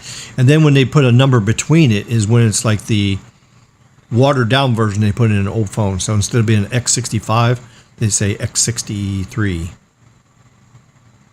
And that's what they do. It's a variant of it. A cheaper version of it that they put in stuff. So yeah, oh well. That's just the way Snapdragon wanted to do it, so that's what we got to deal with here. Let me wake up when the boring conversation stops. Oh gosh, are we that boring? What? Oh my God, we're boring? This is a tech channel, so I guess if this conversation is boring, then perhaps you should be watching TikTok with stupid people doing stupid things. Maybe that would be not so boring there. So. All right, any Plus version of a Qualcomm chip is like the K variant of an Intel processor. The architecture is the same. One is just binned higher at a bit faster. Right, yeah, that's what a Plus is. Yeah, it's the same shit, just modified. It's just like taking Carlos's, what do you call it you got there? Oh, Mini Cooper. And you just run it on high octane or you racing fuel, and then you get more horsepower out of it. It's the same motor, just you get a little bit more boost out of it because you're using. I knew that was coming. I think you should go eat at Taco Bell. That's what I think you should do. You don't want to have to go flush again. I think the 8 Plus Gen 1 is a completely different chip made from TSMC instead of Samsung. Yeah, I know that there's a lot of complication in this stuff. I know TSMC, I would have to go back and read all the articles and stuff about it. I was trying to do some deep diving on that, but man, all that shit is so complicated and half of it is rumors anyways, especially the future stuff. It's like, this is a rumor, this is what they did, this is a rumor, this is what they did. It's like, it's just crazy. It's just enough to make your head spin. Michael says, call me crazy. Okay, you're crazy. You're crazy. You're crazy. You're crazy. You're crazy. There, okay. I called you crazy. But I think our transition from 3G to 4G, then to LTE, then to voice over LTE was smooth. 5G is a unflushed toilet and it's a dirty mess. Ooh, wow. That's a pretty stiff claim there. What do you think, Kelly? Do you think that's true or do you think it's false? Like I said, bro, it's like a half-baked layer cake. But I think it's crazy that he says the transition from 3G to 4G to the LTE was smooth. That is not true at all. No, it's not. Carlos, do you think transition from 3G to 4G to LTE was smooth? It was smoother than this. Yeah, well, smoother, but it wasn't smooth. There were so many problems and issues and pain. I mean, look when LTE first come out. The whole United States network crashed on Verizon when LTE come out on Verizon. Remember that? Remember when the whole country went down? Everybody was bitching because, oh, my LTE disappeared. The whole network nationwide crashed. The only thing they had was 3G. The LTE just, it was out for like 8 or 9 hours, and then Verizon found the problem. Then they got the whole United States back up. It was crazy. I had Verizon LTE when that happened. That's back when I had the HTC shit phone that I had 3 bad ones in a row. And I told them to send me a Samsung, and they said, no, we have to replace it with what you bought. And I go, well, what I bought is garbage, and you need to just get rid of it and give me the Samsung. And they did. So I told Verizon to shove it up there. Yep. There you go. Okay, that's news to me. I was under the impression that Qualcomm has been sourcing from TSMC for years. Been sourcing? Yeah, I think TSMC's been kind of mixed in with Qualcomm somehow. I'd have to look it up. I don't actually know exactly. Don't let the trolls get to you. Oh, I don't let the trolls get to me. Caleb, does the trolls get to me? No. No. They don't get to me at all. I don't care. I do my thing. If you do not like RFK's topics, go to a different channel that fits your interest. Oh God. There we go. Okay. Michael Myers is top Dasher. On Dasher. On Prancer. On Rudolph. Rudolph.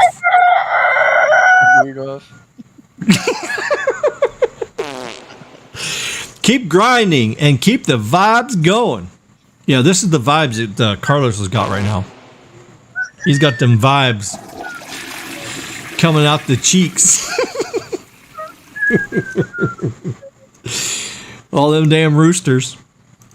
Yeah, here's my night off, and I still got to listen to roosters, Carlos. Thanks a lot.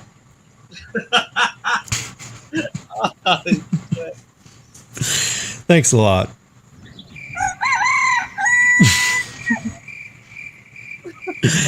Oh boy.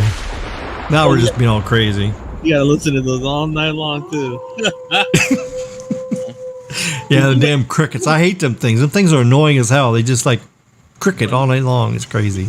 Roosters sometimes you mess with them, bro, and then they wake up. Oh yeah. Would they be sleeping and I wake them up and shit? Yeah. You should see it. You should see it when the great horned owl flies in the tree right above them. You should see what they go crazy. They go crazy because they know they're about to be chicken dinner for the owl. Because the owl will swoop down, grab him by the talons, and take off. So there you go. Say keep going around, keep hanging around these bumps. You're going to end up unemployed. Zero cool. What? Oh shit! Oh, the loose. Oh god. Well, we know one thing. Pinocchio is a liar. That's one thing we definitely know. So, anyways, Pinocchio. Hold on. It's actually spelled B-U-M-S, not bumps like bumping your arm. It's dumb. I guess that's what happens when you don't graduate from high school. Your words don't quite come out right? Mm-hmm. And that's why you wear skinny jeans and have 100 shoes and yeah. There you go.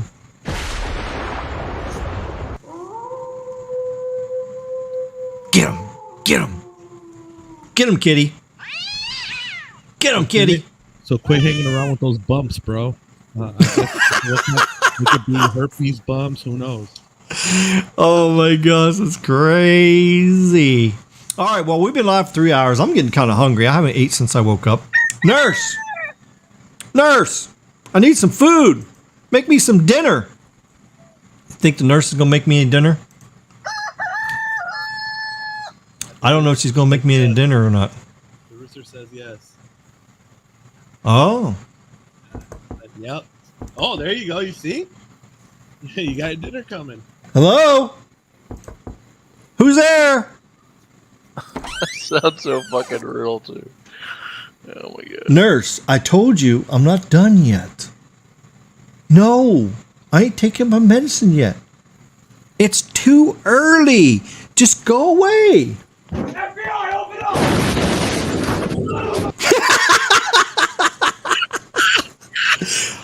Carlos, you effed up my thing. Nah, it doesn't. Bro, it was the FBI, bro. I had something good going on. You ruined it. Damn. All right, let's start all over again. Okay, maybe Carlos won't interrupt me this time. Oh, shit. Hello. Yes, nurse. What do you want? No, I'm not taking my medicine. It's too early. Won't you go make me some dinner? Make me some dinner. All right, get out of here.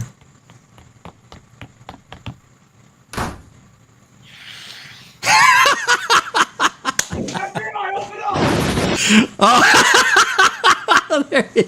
Carlos, crazy.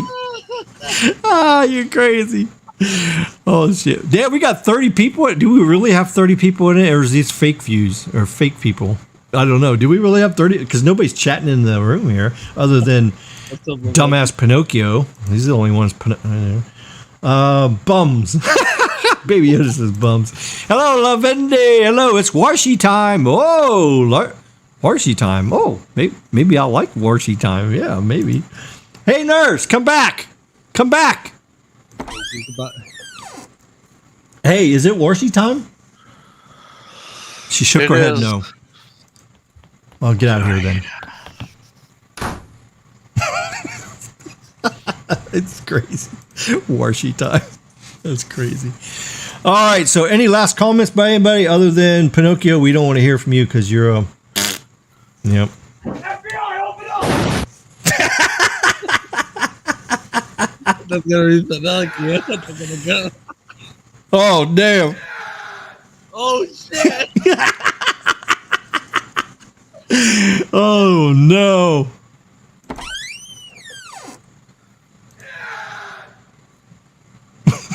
Bro, that's how it sounded when I was in the toilet, bro. Oh, damn.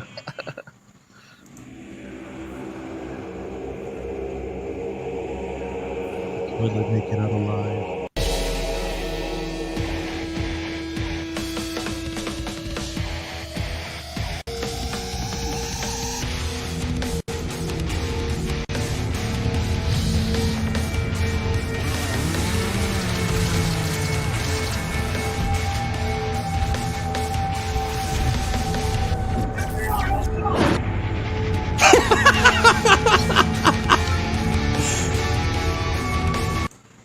I just clicked on all of them. That was crazy. Yeah, there's all kinds of good stuff in here. Oh, okay. Come on, Lavendi. Of course I'm ordering that. Oh, what was that? Uh-oh. Trouble? Get out of here, nurse! I told you it's not time. FBI, open up!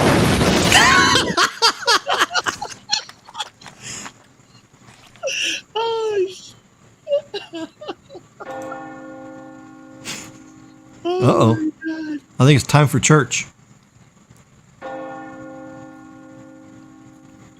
Oh, shit. Greetings. What the hell? You are not fit for this game. Oh, crap. Game over.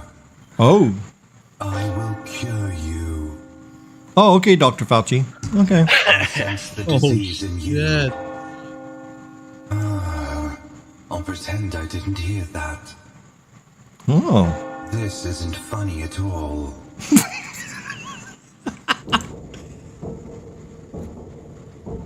Uh-oh. What's that?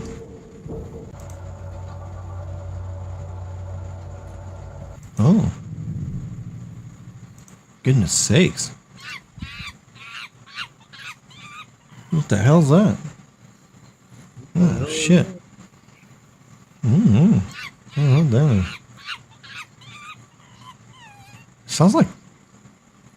Is that Pinocchio?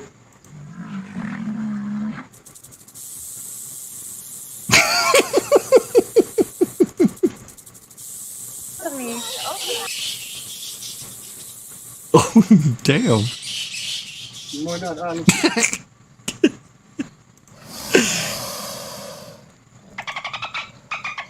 Oh, shit.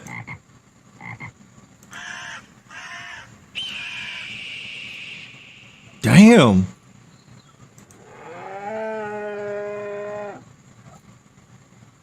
Oh, that sounded like Pinocchio's girlfriend.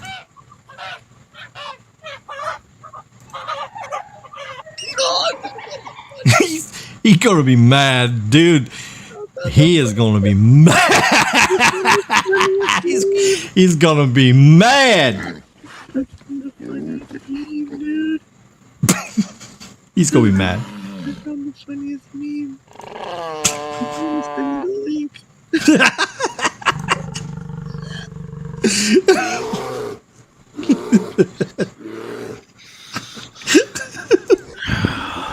You guys gotta watch that one.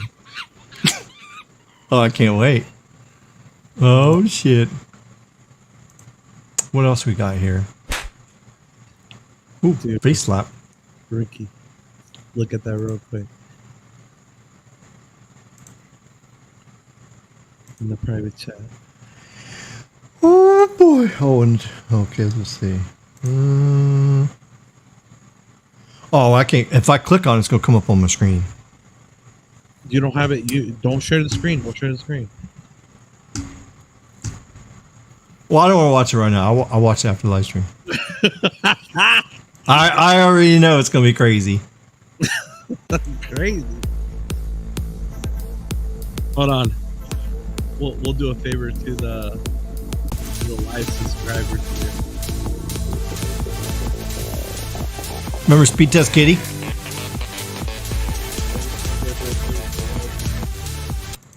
That's right. Yeah, this soundboard is like amazing. Uh-oh, look out! Here comes Pinocchio on his bike. Look out! Oh shit.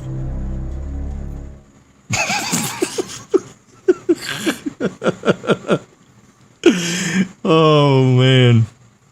There you guys go. Oh, you just bought a new pair of shoes. Oh shit. Oh, you just bought some skinny jeans.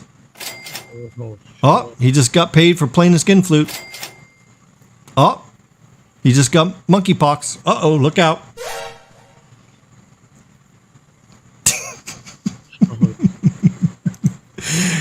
All right. Well, okay. It's been 3 hours, 21 minutes. I guess we have enough fun. Any other comments in here? Let's see. What else? Let's see. Oh, here's a question. Oh, wait. yeah, I told them yes I am. Ricky, ask your nurse if she will give you a sponge bath. Oh, she does. She gives me a sponge bath every day. She sure does. Yeah, it's very refreshing too. Is Carlos ordering an iPhone 14 Pro Max? Yep. Oh yeah. Oh shit. Well, what does Speed Test Kitty think about that? There you go. Approved. Approved. There you go. Approved. RFK for 87. You look young.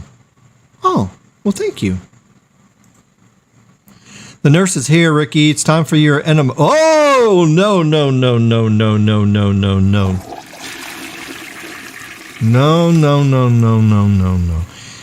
Lyft My Eats. What's up with all this Lyft and DoorDash and all? What is it? All this? What with these names and stuff? What did I miss? I don't know. Oh shit! You posted it in here? Oh shit! So people can enjoy. Oh damn! Oh my god! That's crazy. Skinny jeans. Yep, skinny jeans. Right there, baby Yoda.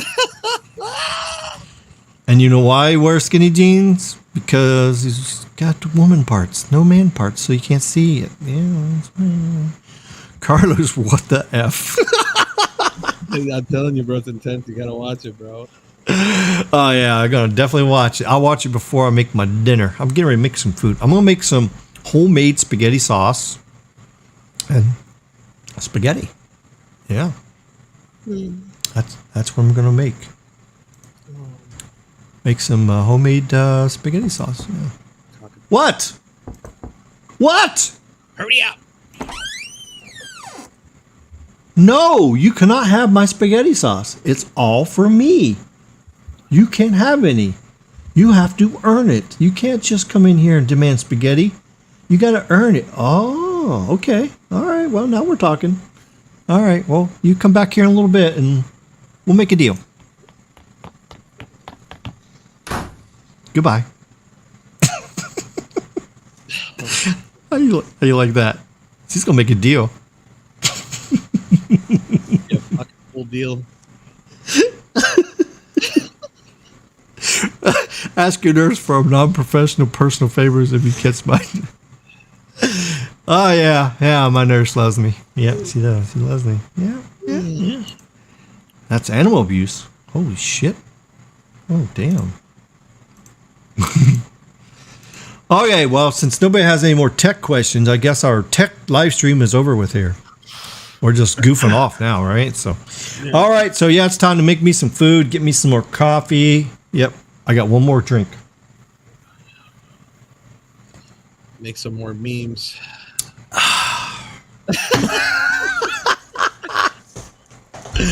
Yeah, make some more short videos. I gotta update the Hell yeah. I gotta update the member emotes. Oh yeah. Oh yeah. Oh, definitely so. Definitely. Now that I'm at the lab right now. Yeah. Oh, you're at the lab right now. Okay. All right. Oh, God. Jeez Louise, bro. He's pissed. The rabies in the fangs, bro. There we go. In the wild. Oh yeah, I can't wait to fly my drone. You know this tower? You remember this tower I flew a drone on? Yeah. Guess what's on there now? N77. It is. See that little gap between those three antennas? Yes, sir. That empty spot? There's now an N77 antenna on there. Yeah, that's right. Nice. Crazy. I'm about to fly the drone on all these towers over again. I think I'm going to wait till I get my Maverick 3 and then I'll fly it. I have a buyer for my Maverick 2 Zoom. Oh, nice. Yeah, $1,200. That's right. So I'm going to sell it for $1,200. I'm going to get the Maverick 3 for $2,200. So then I only got to spend $1,000. Where are you gonna get it? Where are you gonna get it for $2,200 if it's $3,500? I have my connections. Mm-hmm. If that's the case, I need another one. I'm dead serious. Oh, you don't need another one. Oh, because you already got one. I got somebody that'll give me. $2,900 for the one I got right now. What? I'm dead serious. If that's the case, I'll buy another. That's crazy. Quick money. So dead serious. Crazy. Well, I don't know if they have two. I know they got one. Find out. It's an open box. I don't care. They bought it. They couldn't figure out how to fly it. They put it back in a box, and now he's got it for sale. That's right. That's right, my little friend. I was gonna say, bro, right? Like at the store, bro. There's no way, bro.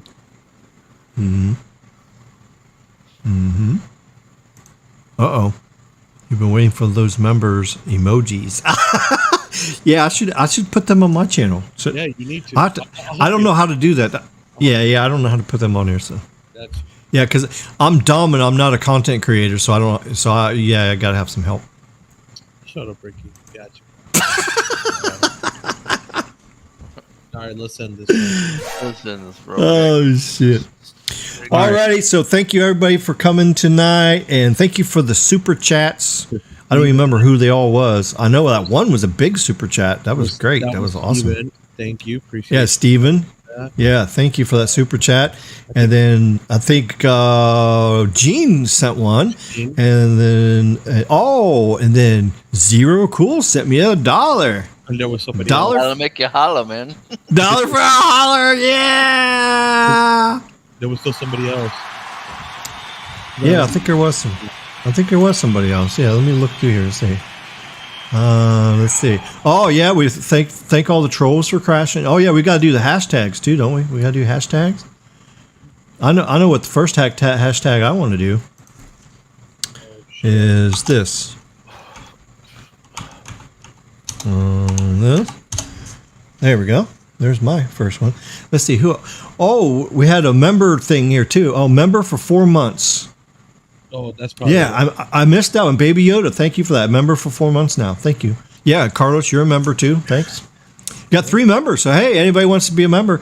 And guess what? If you miss this live stream, you gotta wait 4 days to watch it. Yeah, that's right. 4 days you can watch it because it's going to the members only as soon as we're done here. That's all right. Well, hopefully they ain't demonetized. We'll see what happens. I might have to fix some shit to get it monetized. Wow. Oh yeah, I'm up to $135. I've made $135 already, so I don't know. They haven't paid me yet, so do I get that whole 135? If you didn't, or is there a cutoff time like on the 21st? They pay you up until then, and then the rest of it goes into the next month. I don't even know how it works. I have no idea. But so every 21st you get a thing. 21st or 22nd, it comes either day. And if you didn't, get it, then you're gonna get everything in one lump sum on the next one. Probably you. By the time but I should already get it though because. Before the 21st, I had 130 bucks. You better check and make sure you put your right bank account information. Oh, I did. Yeah, it's all right and it's all verified. Yeah, we did all that. Remember? Well, they got until the 25th, so they got until the 25th. Oh, okay. So, yeah, I'll keep watching my account for it to get popped in there. Maybe because you're a credit union, maybe it takes a few extra days. Yeah, I might. Yeah, but I'm a broke bitch. How do I have a credit union? Because I put it at my Wells Fargo account. My Wells Fargo account. I get it like. Oh, okay. Oh, Luz hacked me. You hacked me. Oh, thank you for hacking me. Dude, hack you very much. I didn't even know I could, bro. When you got so much 2FA that literally not even damn NSA himself can get in, bro, without that key. That's right. That's right, my friend. Yes. All right, so we're out of here. Put some more hashtags if you want in there. And, of course, we'll see you next week on the next live stream. Next Wednesday night, 9:30. Good Lord willing and the skunk apes don't get me. That's right. That's right. So we'll see you guys next. I don't even know what we're going to do for next week's topic, but we've been doing some pretty good shit. Maybe we'll do something on maybe AT&T next week. Top 10 things AT&T can fix. Maybe. I know what the number one thing's going to be: customer service. Fuck is this, Carlos? The fuck? That was crazy. All right. Hey, you remember last night's live stream, Carlos? I posted something in there, the video of Pinocchio at his new job. Oh yeah. Did you see that? Yeah. That was somebody filmed Pinocchio at his new job. Bro. So that's right. That's crazy. Yeah, if you guys missed that, watch Carlos's live stream last night. Watch the replay on it. The link is in there. Coño gua! Yeah. All right, everybody. Thank you for watching and enjoy the drone video. This is just a little short one in here. I am going to be going through. That's what I'm going to do tomorrow. I'm going to go through and make a new intro that's going to have every single drone video, all 16 of them. It's going to have a quick 10-second clip of each one of them all in one video, so I can play that, and it's only going to be like a minute and a half, 2 minutes long at the most. So that way, it'll be easier and everything. Plus, it'll be in 1440-60 quality too, so it'll be in good quality. So I'm going to get that done this week. Hopefully, I can get that done. I don't know. I haven't really edited a video that big yet or stuff, but I got things organized now. I got all 16 drone videos in one folder now, so now I can just upload them into DaVinci, and I think I'll be able to go in there and then trim out just one little piece of each one of them. I'll pick the best one, and then I'll have them transition, like kind of like what you're going to see here. There is where it transits scenes back and forth and stuff. So yeah, more good things coming to the channel. Thank you for everybody for your support. And if you have any good topics you want us to talk about, let us know. Thank you, Zero Cool, for coming in and saying your stuff in here and helping us with 5G and stuff. Appreciate it. And you, Carlos, thank you so much for all you do for the community. You big YouTuber, you. Maybe someday I'll catch up with you and be a big YouTuber. We'll see what happens. Thank you guys for coming, and we'll see you next week. And deuces. Deuces. Deuces.